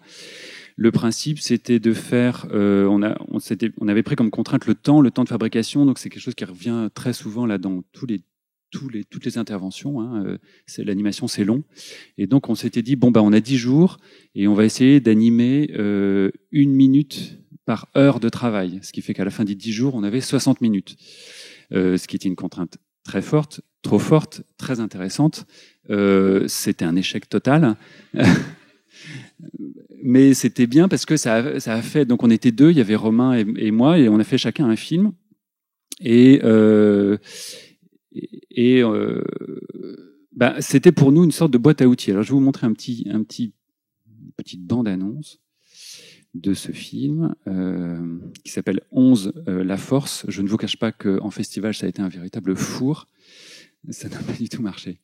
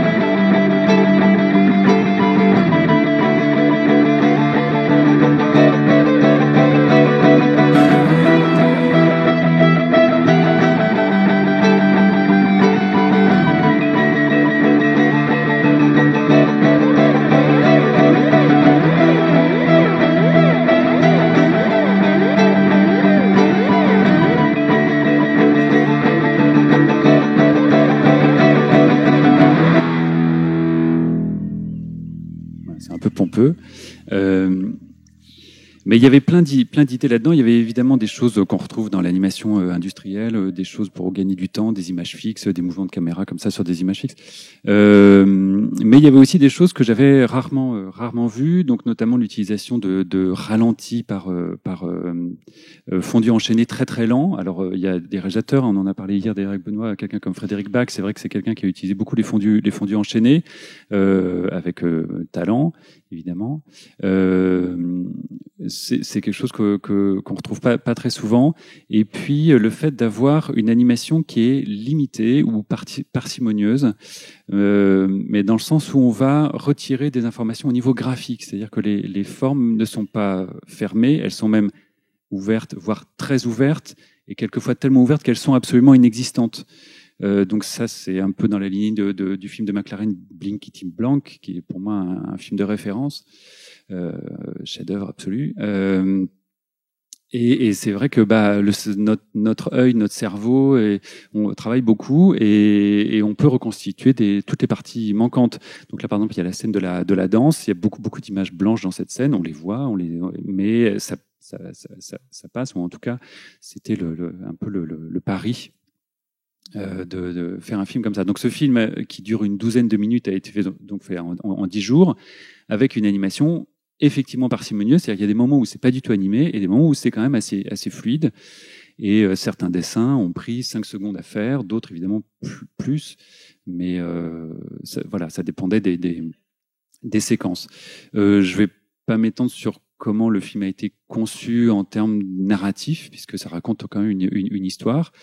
Mais voilà, il y avait cette idée de s'imposer à soi-même des contraintes. Et alors donc j'ai repris ça pour reprendre en fait un vieux projet de long métrage. En 2001, un producteur assez important me propose d'adapter une pièce d'Olivier Py qui s'appelle La jeune fille, le diable et le moulin.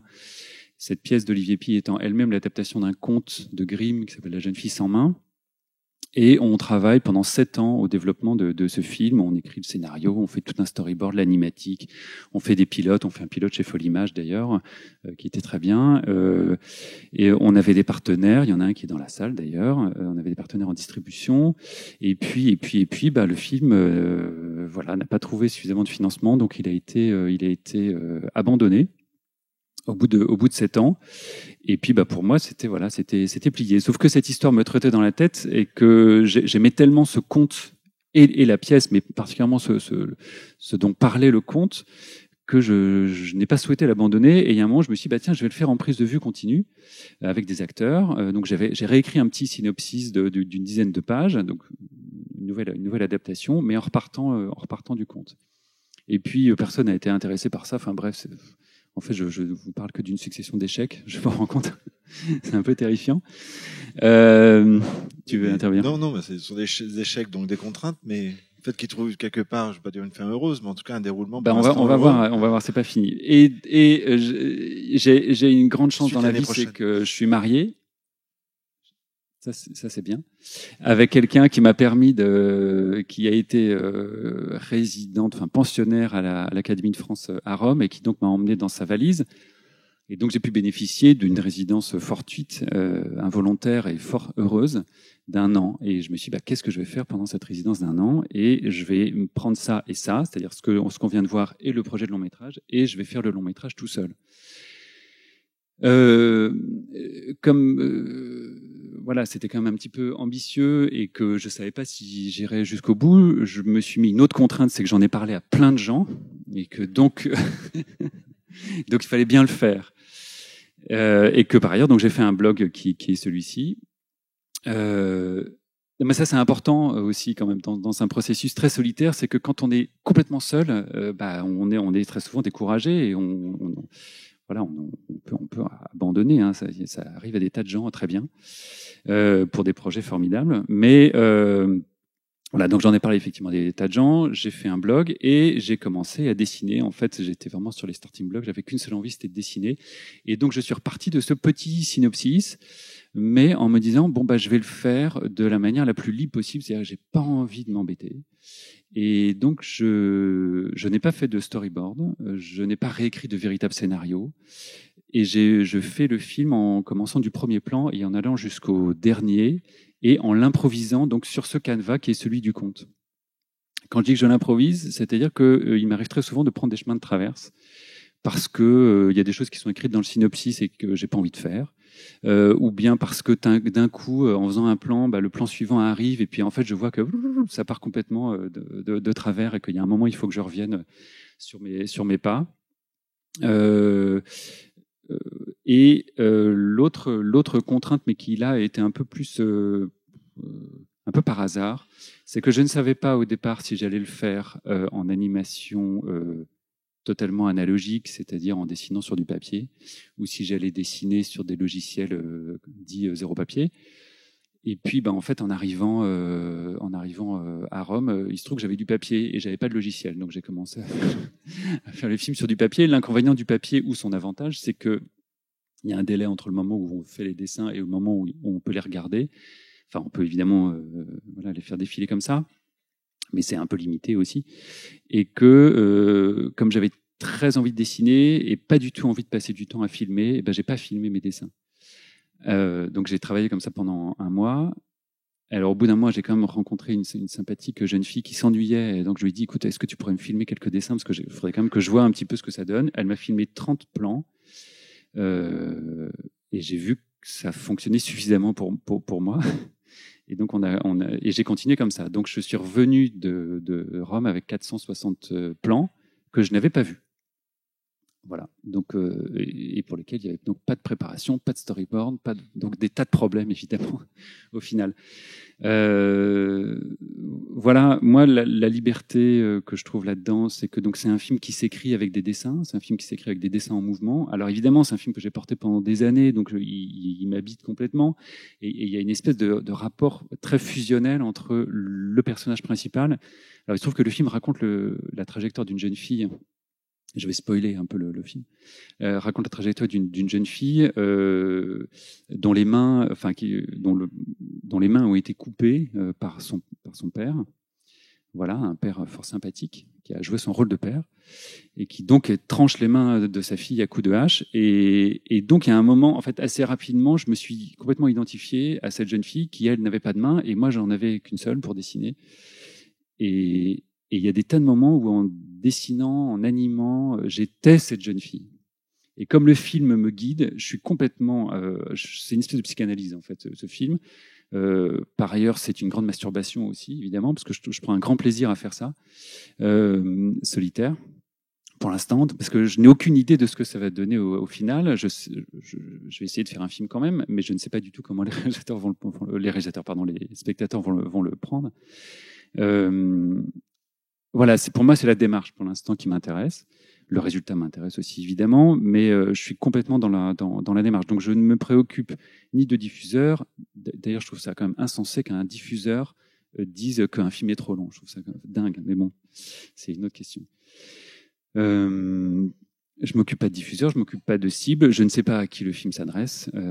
Pour moi, il s'adresse à des enfants à partir de 6 ans. Mais il y a plein de gens qui pensent pas comme moi. Voilà, on a été un petit peu accompagné financièrement par le Fonds d'aide à l'innovation audiovisuelle du CNC, voilà, qui a dû considérer qu'il y avait quelque chose d'intéressant dans la démarche et qui nous a permis de finaliser les 20 premières minutes du film. Voilà. Alors, qu'est-ce que je peux faire? Je peux vous montrer des choses? Ouais, je vais montrer un bout. Non, alors, ce qui est... plus de batterie. Ah, c'est bien, c'est moi qui ai la... Voilà, donc par exemple, ça m'intéresse beaucoup. Alors, j'ai pas cette séquence-là, mais voilà, je me retrouve à faire des dessins qui sont comme ça. Donc ça, j'aime bien, parce que c'est des chiures de mouches. Donc ça n'a aucun intérêt. Les dessins de ce film n'ont aucun intérêt en soi. D'ailleurs, je ne sais pas si j'aurais pu travailler sur Tantilda, parce que je suis pas un très bon animateur et je suis pas un très bon dessinateur. Et je fais les choses avec mes propres moyens. Mais ça, j'aime bien, parce que je trouve que c'est rapide à faire. Comme ça, Benoît dit autre chose. Merci, c'est gentil. Alors, oui, je vais vous montrer un exemple qui est vraiment l'illustration parfaite de ce processus. Dont je parlais tout à l'heure, où je suis complètement guidé par le film. Dans le conte d'origine, il y a une scène où la jeune fille, qui n'a donc pas de main, s'est enfuie de la maison paternelle. Elle arrive au bord d'une rivière. De l'autre côté de la rivière, il y a des poires. Elle a faim, elle veut manger la poire. Elle ne peut pas traverser la rivière. Un ange apparaît. Et alors, il y a plusieurs versions du conte, hein, comme disait Michel Oslo hier. Voilà, c'est des contes qui ont été recueillis par les frères Grimm, mais il y a plein de versions. Il y a des versions catho, pas catho, avec diable, sans diable, avec belle-mère, avec jardinier, sans jardinier. Enfin bref. Donc, je fais un peu ma tambouille. D'ailleurs, ça va être un film très biblique, je pense, au résultat. Et moi, cette histoire d'ange, ça m'intéressait pas particulièrement. Et donc, quand j'avais réécrit le film pour le faire en vue continue, je m'étais dit, ma jeune fille, elle va monter sur le dos d'un cerf, et c'est le cerf qui va la faire traverser. Et puis, quand il a fallu faire la version animée, j'arrive à ce moment-là et je me dis, mais j'ai quand même pas animé un cerf. Quelle tannée d'animer un cerf. Déjà, c'est un quadrupède. Ensuite, il a des bois et tout. Enfin bon, pour qu'il soit réussi, il faut qu'il soit bien animé. Ça va me prendre trop de temps. Moi, je suis censé faire 20 secondes d'animation terminée. C'est-à-dire vraiment terminée par jour. J'y arriverai jamais. Ça m'enquiquine de faire un cerf. Donc, je vais vous montrer la séquence telle qu'elle est.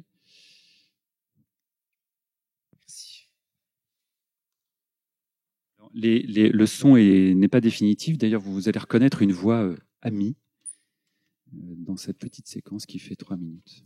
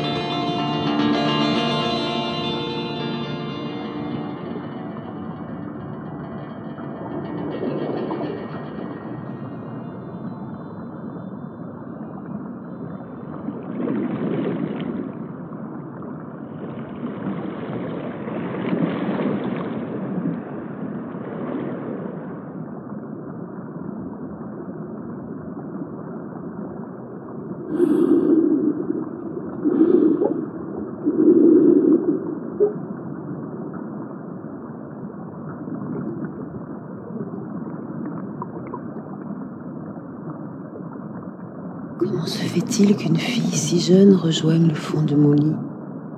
Es-tu là pour mourir? Au contraire, je ne désire rien d'autre que de vivre. Il y avait des poires, je voulais juste en manger une. Les poires sont dans un verger. Le verger, dans un jardin. Ce jardin est celui d'un prince. Tu n'es donc pas ici par hasard.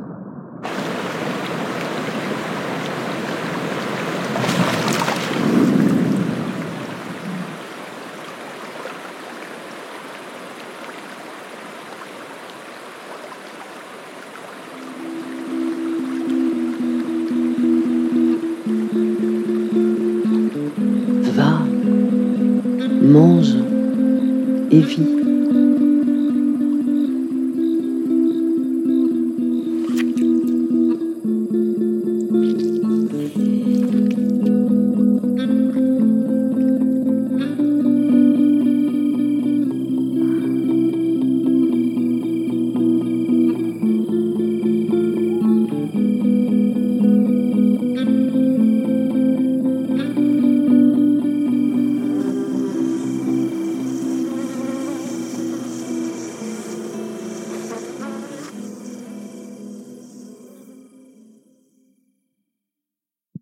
Voilà, donc on retrouve là tous les... Merci.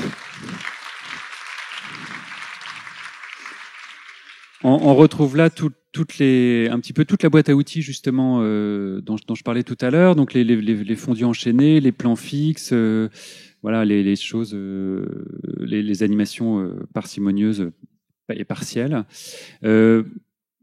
Parmi les choses que j'ai aussi été amené à faire en fait en faisant ce projet, parmi les choix graphiques, il y a celui-ci qui est que la couleur n'est pas liée au personnage. Donc le personnage est transparent, on voit le décor derrière, et cette couleur, voilà, elle est juste une trace. Donc c'est juste une trace au pinceau, voilà. Donc c'est assez rapide à faire, et c'est quelque chose que j'ai pu utiliser aussi parfois dans la mise en scène, puisque parfois le personnage s'en va et sa couleur reste comme une espèce de spectre. Et ça aussi, ça fait partie des choses qui n'étaient pas forcément voulues au départ.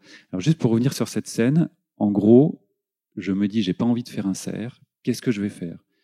Le personnage arrive au bord de l'eau et je ne sais pas ce que je vais faire. Je me dis, bah, il va commencer à traverser. Alors il commence à traverser et je ne sais toujours pas ce que je vais faire. Et je me dis, mais il peut pas arriver de l'autre côté. C'est parce que sinon, ça marche pas par rapport à ce que je veux raconter. Et donc il coule. Et au moment où il coule, je ne sais toujours pas ce que je vais faire. Voilà. Et c'est qu'au moment où je fais vraiment le personnage qui est en train de couler, je me dis, bah voilà, je vais faire une sorte d'esprit de l'eau, très grand, qui aura des mains, des grandes mains, et qui, avec cette grande main, va pouvoir la sortir. Et ça, c'est très très excitant en fait, puisque en fait le film se fait en s'animant. Alors quand je disais que ça pose des tas de problèmes, c'est qu'évidemment, comme je suis pas un génie, voilà, je me retrouve avec un bout à bout qui fonctionne pas toujours. Mais tout le travail, tous les problèmes qu'on peut résoudre au storyboard, j'essaie de les résoudre après. Par exemple, les dialogues sont écrits à la fin. Ils sont écrits au moment du montage. Donc des séquences qui sont pas dialoguées peuvent le devenir, vice versa. Voilà, et le rythme se fait comme ça, par petites touches, comme un modelage, si vous voulez, qui n'est jamais terminé. Moi, j'ai juste une petite question. Je trouve que c'est extraordinaire là, mais il y a évidemment, on peut pas s'empêcher de penser que tout d'un coup, c'est cette main géante qui aide cette fille sans main. Est-ce que tout d'un coup, il y avait un lien chez toi, ou c'est vraiment arrivé d'un seul coup? C'est arrivé d'un seul coup, mais je me suis dit, bah oui, c'est super, elle a une main géante, et voilà. Et puis alors, résultat, donc il y avait ce personnage de déesse, enfin d'esprit de l'eau qui n'existait pas, et que je réutilise plus tard dans le film. Est-ce que ça t'arrive, enfin, dans ce cas particulier, donc de contraintes que tu t'infliges, cette croix que tu portes depuis donc de nombreuses années? Je sais que quand j'étais plus jeune, on m'appelait Jésus, donc. Est-ce que ça t'arrive justement éventuellement de céder quelque part à la panique? Est-ce que ça te bloque? Est-ce que tu es confronté à la contrainte du manque d'inspiration qui fait que t'arrives pas à faire ton quota d'animation par jour? Et le quota d'animation, c'est une contrainte relativement molle, oui, puisque variable, mais... comme j'ai pas vraiment de date limite, je fais un peu comme je veux. En revanche, oui, il y a des moments où j'ai été bloqué. Il se trouve donc, comme je disais tout à l'heure, je suis revenu d'Italie avec beaucoup de plans. Il a fallu que je les traite. Donc c'est vrai que tout ne se fait pas à l'animation, enfin tout ne se fait pas au dessin. Il y a beaucoup de compositing. Évidemment, je ne pourrais pas faire ce film-là sans les outils numériques. La couleur est faite numériquement, même si tout est dessiné, il n'y a pas de coloriage numérique. Mais voilà, c'est un peu comme une sorte de principe de sérigraphie. C'est-à-dire, je fais plein de couches. Là, pour une image comme celle-ci, il y a une couche pour la couleur de la jeune fille, une couche pour la jeune fille, une couche pour la poire, une couche pour les feuilles, voilà, etc. Donc c'est assez rapide, mais quand même sur plus de 400 plans, ça a pris du temps. Alors d'ailleurs, je ne suis pas tout seul, hein. Il y a des gens qui m'aident. Il y a des gens qui m'aident justement à la prise de vue, des gens qui m'aident au compositing, et évidemment des gens qui m'aident au son, à la musique, aux voix. Donc vous avez reconnu, c'était Florence Miaille qui fait l'esprit de l'eau pour l'instant. Donc voilà, je suis quand même assez entouré. Et donc il y a eu un gros travail de ce premier bout à bout de une quarantaine de minutes. Et quand je suis arrivé au bout de ça, j'étais un peu épuisé.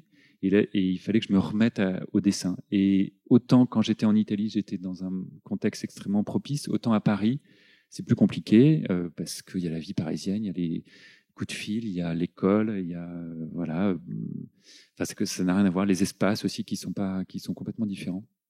Et j'avais très peur de pas réussir. Et j'ai été bloqué, ouais, par ça. Et c'est là où on se sent un peu seul. Après. Ouais, je suis paniqué en permanence en fait. Mais j'essaie de pas trop y penser. Enfin, tout le monde, non? Vous êtes jamais paniqué, vous?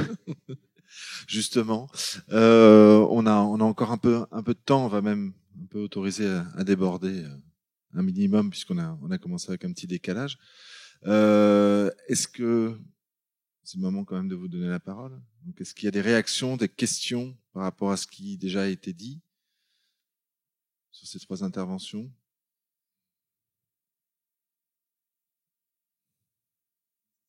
Super clair. Il y avait une question là-bas. Question là-bas.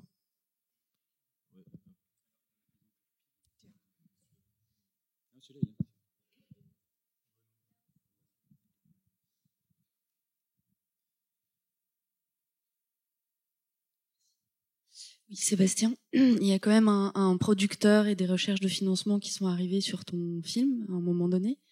Donc, qu'est-ce que ça change? Est-ce que ça a rajouté des contraintes? Qu'est-ce que ça a changé à ton projet? Oui, effectivement, ça a rajouté du stress. Il y a un producteur qui est totalement fou, qui s'appelle Les Films Sauvages, donc Jean-Christophe Soulageon, qui avait produit mon court-métrage précédent, qui passait me voir à Rome et qui m'a vu gribouiller des chiures de mouches et qui m'a dit « Mais tu fais quoi ?» Et ça l'a passionné. Et je le remercie parce qu'il m'accompagne. En fait, c'est un projet solitaire dans lequel je suis vraiment, comme je disais tout à l'heure, très bien entouré. Après, c'est vrai que la recherche de financement, autant on a eu cette aide du Fonds d'aide à l'innovation audiovisuelle. En fait, on a eu 2 aides. On a eu une aide à la réécriture, ce qui est quand même assez fort pour un film qui n'a pas été écrit. Donc ça, c'est formidable. Et puis une aide au développement qui nous a donc permis de faire ces 20 premières minutes. Et ces 20 premières minutes, on a pu les montrer à un public. On a fait ce qu'on appelle un screen test. Et donc on a pu avoir des retours d'un public assez divers, notamment sur la question de l'âge. Michel Oslo en parlait aussi hier, de faire ça pour son prochain film. C'est passionnant de voir comment les publics réagissent entre les enfants et les adultes par rapport à certaines scènes. Voilà, mais comme tout ça représente somme toute assez peu d'argent, moi je sais pas combien coûterait réellement le film si j'avais été payé pour le faire, si tout le monde était payé correctement. Enfin voilà, si ça se faisait dans des conditions normales, je pense que ça tournerait autour de 300 ou 350 000 euros. Ce qui est pas beaucoup pour un film qui devrait faire 65 minutes. Alors c'est un film long mais court.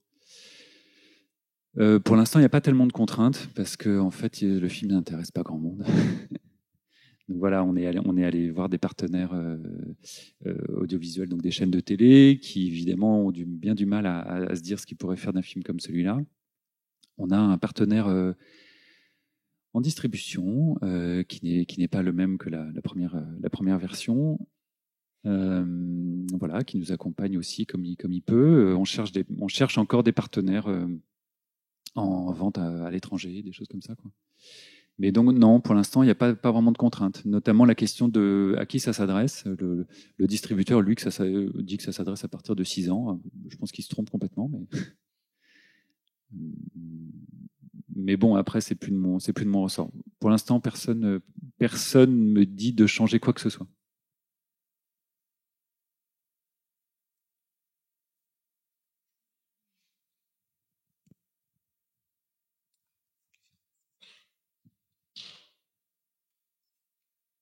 Enfin, ceci dit, c'est pas si vrai, parce qu'en fait, le producteur commence à me dire « Ah, mais il y a certaines scènes là, peut-être que ça serait bien. » En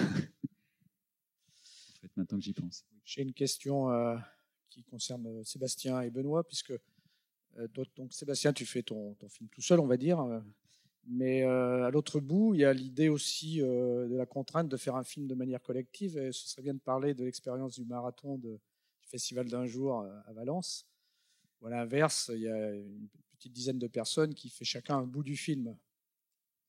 Alors, c'est très bien que tu parles de ça, parce qu'on en a parlé ce matin, on a un projet. Ouais, oui, en fait, juste pour présenter le projet du marathon, il existe un festival d'un jour qui dure 4 jours à Valence. Et j'ai proposé il y a 2 ans de relancer l'idée d'un marathon autour d'outils modernes, et notamment de faire un marathon avec des iPads. Donc l'idée, c'était de faire des films avec un minimum de moyens techniques. Et donc, en fait, on peut parfaitement aujourd'hui faire un film sur un téléphone ou sur un iPad. Et donc, il y a déjà eu deux expériences, et donc celle de l'an dernier, dont Antoine faisait partie, et Sébastien, en fait, ils avaient... Pardon ? Et d'autres qui sont là, oui, Florentine qui a participé, Aurélia aussi qui est là. En fait, cette année, il y avait une bande-son enregistrée, préenregistrée, de l'école Créadoc, qui a proposé un documentaire sonore qu'on a coupé en 8 parties différentes d'1 minute. Et donc, chaque participant avait 4 jours pour faire 1 minute d'animation avec un iPad sur une bande-son existante. Donc, c'était tout à fait... ce qui est incroyable, c'est que tout le monde a réussi. Donc, en 4 jours, on peut faire 1 minute d'animation. Donc, évidemment, pour que ça marche, il y avait des conditions, donc cette bande-son qui cadrait bien les choses. Et puis, j'avais, en plus de ça, limité le nombre de couleurs. Enfin, j'avais donné tout un cadre qui permettait aussi de ne pas se perdre dans... j'avais fait des tableaux, ouais, pour pas se perdre dans la fabrication. Et donc, je te laisse prendre la suite, en fait, parce qu'on parle de ça. C'est bien, comme ça, on peut faire un appel si Xavier est là, c'est fort bien. Oui, donc à ce moment-là, donc moi j'étais en pleine fabrication de ce truc-là, et je dis à Benoît, bah, écoute, c'est super de faire 1 minute en 4 jours. Si on réunit 90 personnes, on fait un long métrage en 1 semaine. C'est une obsession chez moi, en fait, d'essayer de faire un long métrage en 1 semaine. Donc c'est pas du tout une blague.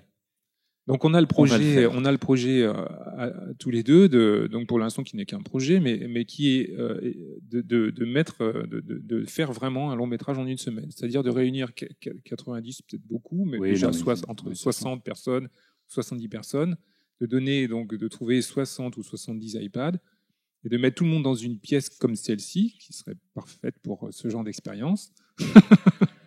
Loger dans des chambres comme celle-là. Et donc évidemment, ça demande un travail de préparation qu'on n'a pas du tout fait, mais on y pense sérieusement. Et c'est vrai que moi, je trouve que c'est tout à fait faisable et envisageable de mettre en application ce genre de projet, quoi. On peut aujourd'hui faire un long métrage de 90 minutes en 1 semaine. Il faut trouver les 90 personnes. Voilà, il faut trouver des 90 mais ça, personnes. Il y en a plein. Il y a 600 étudiants qui sortent sur le marché chaque année. Donc voilà, c'est un appel pour ceux qui veulent soutenir ce projet.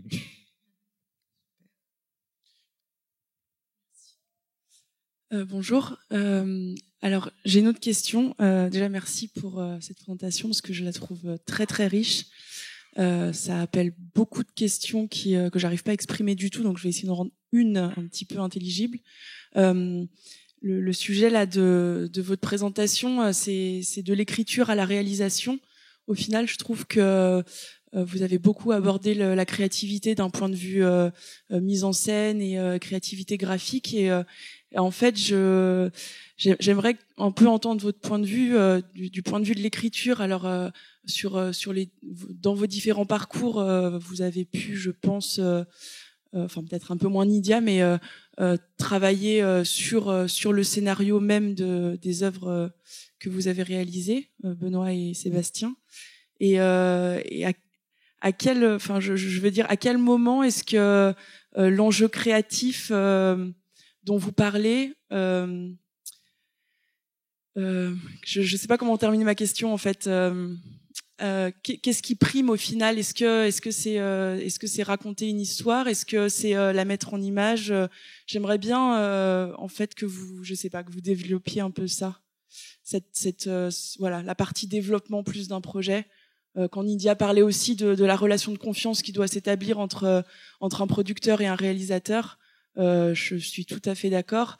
Mais jusqu'à quel point est-ce que ça doit se faire au détriment de la relation de confiance qu'il peut y avoir entre un scénariste et un producteur? Enfin, je sais pas, c'est un petit peu une perche que je vous tends là.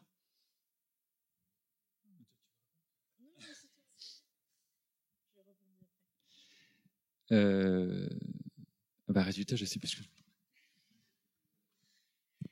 Non, oui, c'est ça. Je pense pas que l'une relation soit au détriment de l'autre. C'est vrai qu'on a beaucoup parlé d'enjeux graphiques parce que dans l'animation, c'est central quand on fabrique le film, et en même temps dans toute fabrication de tout film, l'enjeu visuel, dans un tournage aussi. Voilà, il y a des enjeux artistiques qui sont au-delà du seul scénario. Je pense qu'on est plusieurs ici à avoir fait l'expérience que c'est compliqué quelquefois d'écrire de l'animation pour certains films qui passent pas forcément par une dramaturgie, mais qui passent justement, c'est sans doute voilà le cas de Julian, tu peux peut-être en parler davantage, mais qui passe justement par un ressenti qui a très à voir avec le visuel, la texture, le rythme, la couleur, etc. Et pour ma part, j'ai fait des courts-métrages qui sont écrits, pour lesquels il y a un scénario, mais je trouve ça trop petit en fait, un scénario. Mais on est dans une culture de l'écrit ici. On a besoin d'un scénario pour trouver des financements. Alors on écrit des scénarios, ce qui me pose moins un problème, par exemple, parce que là, typiquement, je rentre dans aucune case. Quand je peux pas aller voir le CNC, l'avance sur recette, parce qu'il me demande un scénario et que le film ne soit pas commencé. Je peux pas aller voir une région parce qu'il me demande un scénario et que le film ne soit pas commencé. Donc c'est très compliqué de ce point de vue-là. Et je pense qu'il y a un travail, une réflexion à mener, en particulier pour les films d'animation, sur leur financement, qui ne doit pas forcément passer par l'écrit. Moi, souvent, évidemment, ça tout dépend du type de projet. Il y a des projets qui ont de base une structure narrative très lisible, etc., et que tout le monde peut comprendre, et super. Mais pour des projets, effectivement, comme disait, qui sont plus expérimentaux, pour ainsi dire, et où on met pas le point justement sur la narration. Moi, souvent, ce que je conseille, je les oblige pas. Enfin, il faut que ce soit lisible, quoi qu'il en soit, pour les lecteurs, pour les comités, etc. Mais lisible, ça ne veut pas dire une structure traditionnelle ou une narration traditionnelle. Ça veut dire aussi que les intentions du réalisateur doivent être très importantes. La démarche doit être écrite et doit être compréhensible aussi pour les gens qui vont lire le scénario, voilà, surtout au moment des financements, en fait. Et moi, je pense que dans l'animation, c'est pas le cas pour le prise réel, mais pour l'animation, moi, je trouve que la note d'intention a une importance très grande, en fait, parce que justement, voilà, on peut faire des tests aussi. Enfin, voilà, je conseille souvent aussi de faire des tests pour que les gens puissent avoir du coup un support visuel, parce que c'est pas toujours évident donc de s'imaginer ce qu'il y a dans la tête du réalisateur. Surtout que voilà, les animateurs ne sont pas forcément des bons scénaristes. Et donc, du coup, c'est très compliqué. Donc, voilà, moi, je pense que c'est pas tellement une histoire de les pousser à réécrire, mais plus d'écrire, de savoir décrire, en fait, ce qu'ils veulent faire passer par la note intention, en fait. Je pense. Enfin, en tout cas, pour ce qui concerne le court-métrage. Après, pour le long-métrage, c'est une autre histoire parce qu'effectivement, on ne peut pas. Il y a malheureusement, voilà, les financements sont plus importants, les risques sont beaucoup plus importants aussi pour le producteur. Donc, c'est très compliqué, voilà, de demander aux financiers ou aux institutions de faire confiance aux réalisateurs parce que nous, on leur fait confiance, en fait. Ça, c'est quand même assez compliqué, je pense. Oui, moi, je voulais juste rebondir là sur la réflexion de Niga. En fait, elle a complètement raison. Je pense qu'il y a quand même une grosse différence entre le court-métrage et le long-métrage. Je pense qu'on ne peut pas mélanger les deux. Et, bon, Sébastien, il se met dans des conditions de court-métrage pour faire un long-métrage, ce qui est quand même particulier. Mais je ne suis pas le seul, d'ailleurs. Non, il y a d'autres expériences. Bien sûr, et puis on aura de plus en plus. Mais c'est vrai que si on veut rentrer dans un chemin comme ça un peu habituel avec les demandes d'aide au CNC, etc., l'écrit devient vraiment très important si on veut faire un long métrage, puisque tout se juge là-dessus et certainement à juste titre. Sur un court métrage, c'est différent. Moi, je trouve qu'effectivement, une note d'intention, une idée, une intuition même peuvent suffire pour faire un court-métrage sans savoir vraiment où on va. Sébastien en parle très bien, quoi. Après, concernant vraiment la contrainte sur l'écriture, moi par exemple, je ne peux pas en parler parce que je ne suis pas scénariste et je travaille avec des scénaristes. Moi, je suis quelqu'un qui dessine, je viens de l'image et avec le temps, avec l'expérience, j'adore me mettre des contraintes. C'est ce que dit Sébastien, c'est que ça devient un jeu. C'est à la fois une souffrance parce qu'on se met dans une condition particulière, mais en même temps, ça devient aussi quelque part jouissif de dire comment on va faire pour s'en sortir, quoi. C'est assez intéressant. Et je pense qu'un scénariste ou quelqu'un qui écrit toute la journée, il peut aussi se mettre dans les mêmes conditions. Après, ça dépend de son degré d'envie, de maturité, ou je n'en sais rien, mais on peut parfaitement faire la même chose. C'est l'Oulipo, quoi. On peut faire la même chose avec l'écriture. Je peux pas en parler parce que j'écris pas, mais voilà, c'est le même enjeu. C'est pareil. Comment tu travailles avec le scénariste sur un long? La contrainte justement de l'écriture mot et l'écriture dessin et la passation. Moi, en général, comme je viens de le dire, très vite, j'ai besoin de mettre des images. Et moi, je travaille avec un scénariste en donnant des images.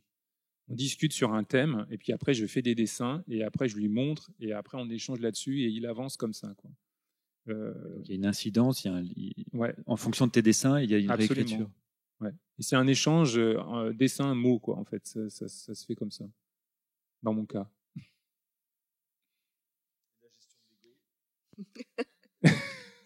On était à Annecy, je me souviens, on avait fait un petit déjeuner en plein soleil et on était sortis en disant en fait tout ça c'est des questions d'égout et c'est ça qui est intéressant et c'est ça aussi l'enjeu. On est dans un milieu artistique, on a tous des égos démesurés et je pense que c'est absolument important parce que c'est un moteur puissant pour la création. Donc faire un film sans égo, ça me paraît difficile. Maintenant, voilà, plus il y a d'égos, plus c'est compliqué à gérer, quoi. Voilà. J'avais une question concernant justement toujours le travail scénariste-animateur. Est-ce qu'il t'est déjà arrivé, il vous est déjà arrivé des fois de travailler du coup, avec un scénariste qui je sais pas, qui met, voilà, qui écrit des séquences ou des scènes ou des choses très compliquées à animer en fait. Je me rends pas compte si c'est possible ça. Enfin, et qu'est-ce qui se passe du coup dans ces cas-là, qui tranche, qu'est-ce qu'on fait? Moi, en ce qui me concerne, encore une fois, je m'arrange. Enfin, j'ai montré un truc comme ça, comme très scolaire, mais c'est pas très intéressant. Mais je m'arrange pour que en fait, dans certains, par exemple sur Tantida, sur la ligne et sur la mise en scène, je me suis arrangé pour que je puisse avoir 0 contrainte. Donc du coup, j'ai fait des concessions sur le mouvement et sur la couleur. Et donc j'ai équilibré en fait mon travail pour que dans les parties qui moins m'intéressaient, je puisse avoir la main libre. Donc voilà, c'était une question d'équilibre en fait entre tous ces paramètres pour que je puisse faire ce que j'avais envie. Mais par exemple, sur la mise en scène, dans Tantilda, je me suis mis 0 contrainte. Je ne me suis pas dit à un moment donné, ça, on ne pourra pas le faire. Je me suis toujours dit, on va le faire en sachant que c'est possible si on fait moins de dessins parce que ça sera réalisable. Je me suis mis dans une condition particulière. On voit bien que la notion qui revient tout le temps, c'est l'aspect justement de réalisable. Est-ce qu'on peut le faire? Est-ce qu'on peut le faire dans le budget? Est-ce qu'on peut le faire avec les gens qu'on a? On a encore un tout petit peu de temps pour éventuellement 1 ou 2 questions. Oui, une question au fond.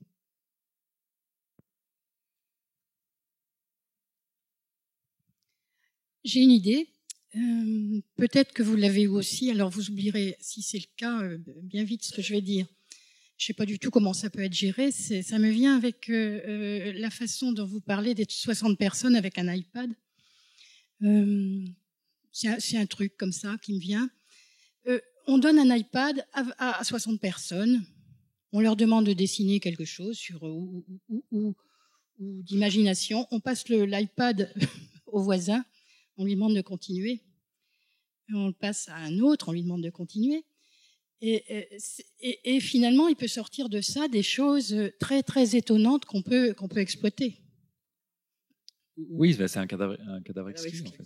Si vous le faites, vous m'invitez. Et non, mais effectivement, ce genre d'expérimentation existe et peut amener des tas d'idées. Encore une fois, je pense que de tout ça, il faut piocher des idées.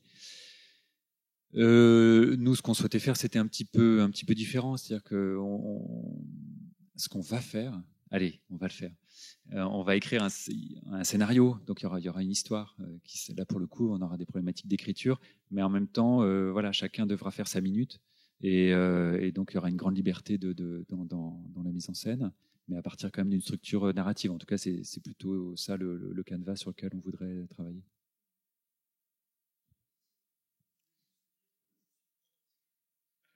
Formidable. Super. Une contrainte de moins. Ou de plus, ça dépend pour qui. Ça rejoint j'allais dire juste, ça rejoint un peu la question que je voulais poser. Est-ce que Sébastien pourrait travailler pour un film de commande et est-ce que Benoît pourrait travailler comme ça sans scénario, sans storyboard? Et changer vos places. Oui, j'ai actuellement un projet de court-métrage où il n'y a pas vraiment de scénario, c'est plus une intuition. Ouais, ça m'intéresse beaucoup. Ça m'intéresse beaucoup de voir jusqu'où on peut aller justement dans. C'est un peu le jeu que fait Sébastien, c'est-à-dire qu'en s'imposant comme ça des contraintes un peu de fabrication, comment on peut avancer en improvisant tout en ayant un fil rouge, quoi. Bien sûr que ça m'intéresse beaucoup. Dans le cadre de l'histoire assez jeune en fait d'Equifilm, est-ce que vous êtes déjà contrainte à essayer de produire un film non narratif? Et quelles a été justement vos difficultés par rapport à ça? Un film non, enfin, je sais pas, moi je dirais que tu es non narratif. Je sais pas. Non, en fait, on s'impose rien en fait. On agit vraiment au coup de cœur. Pour l'instant, je sais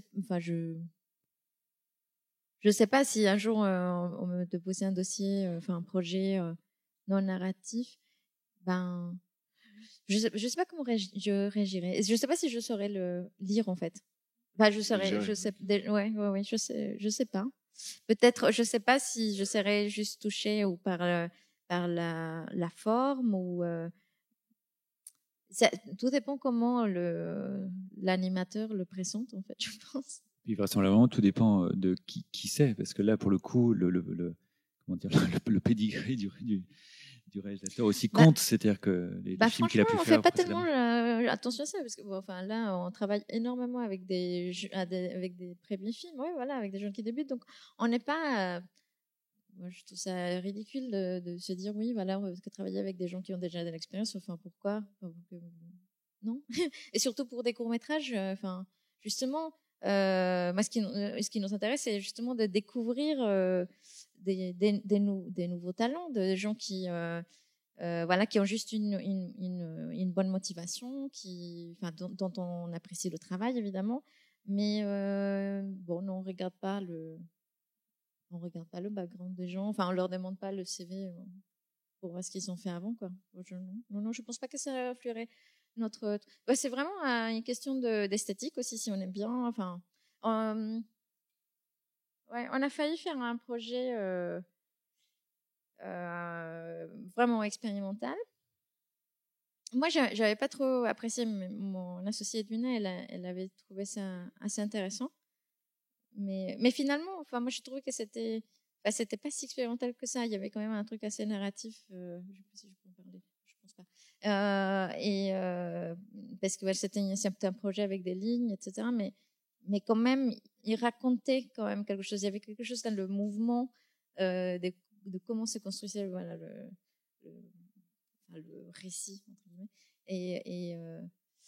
Et du coup, enfin, finalement, on l'a pas fait parce que le réalisateur a préféré travailler avec un producteur qui avait plus d'expérience que nous, ce qui est aussi compréhensible, tout ça. Mais du coup, voilà, on se met pas de barrière sur ça. Je trouve ça inutile. Un long métrage sans narration, c'est toujours pareil.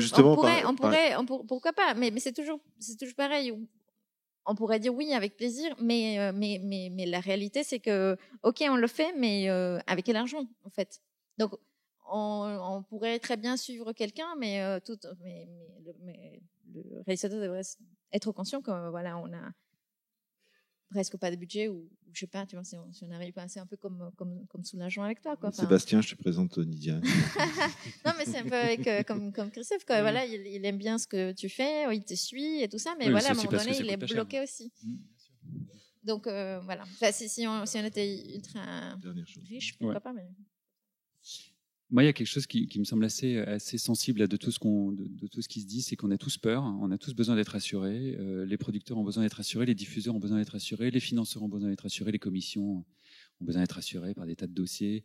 Voilà, et que d'une façon générale, j'ai l'impression que c'est assez symptomatique, en tout cas au niveau de la production cinématographique en France aujourd'hui, ce besoin d'être rassuré. Alors je m'avance peut-être, mais j'ai l'impression que quand je vois certains films d'il y a 20, 30, 40 ans, c'était des films plus libres, très souvent risqués, libres, et quelquefois casse-gueule, mais aussi des vraies réussites.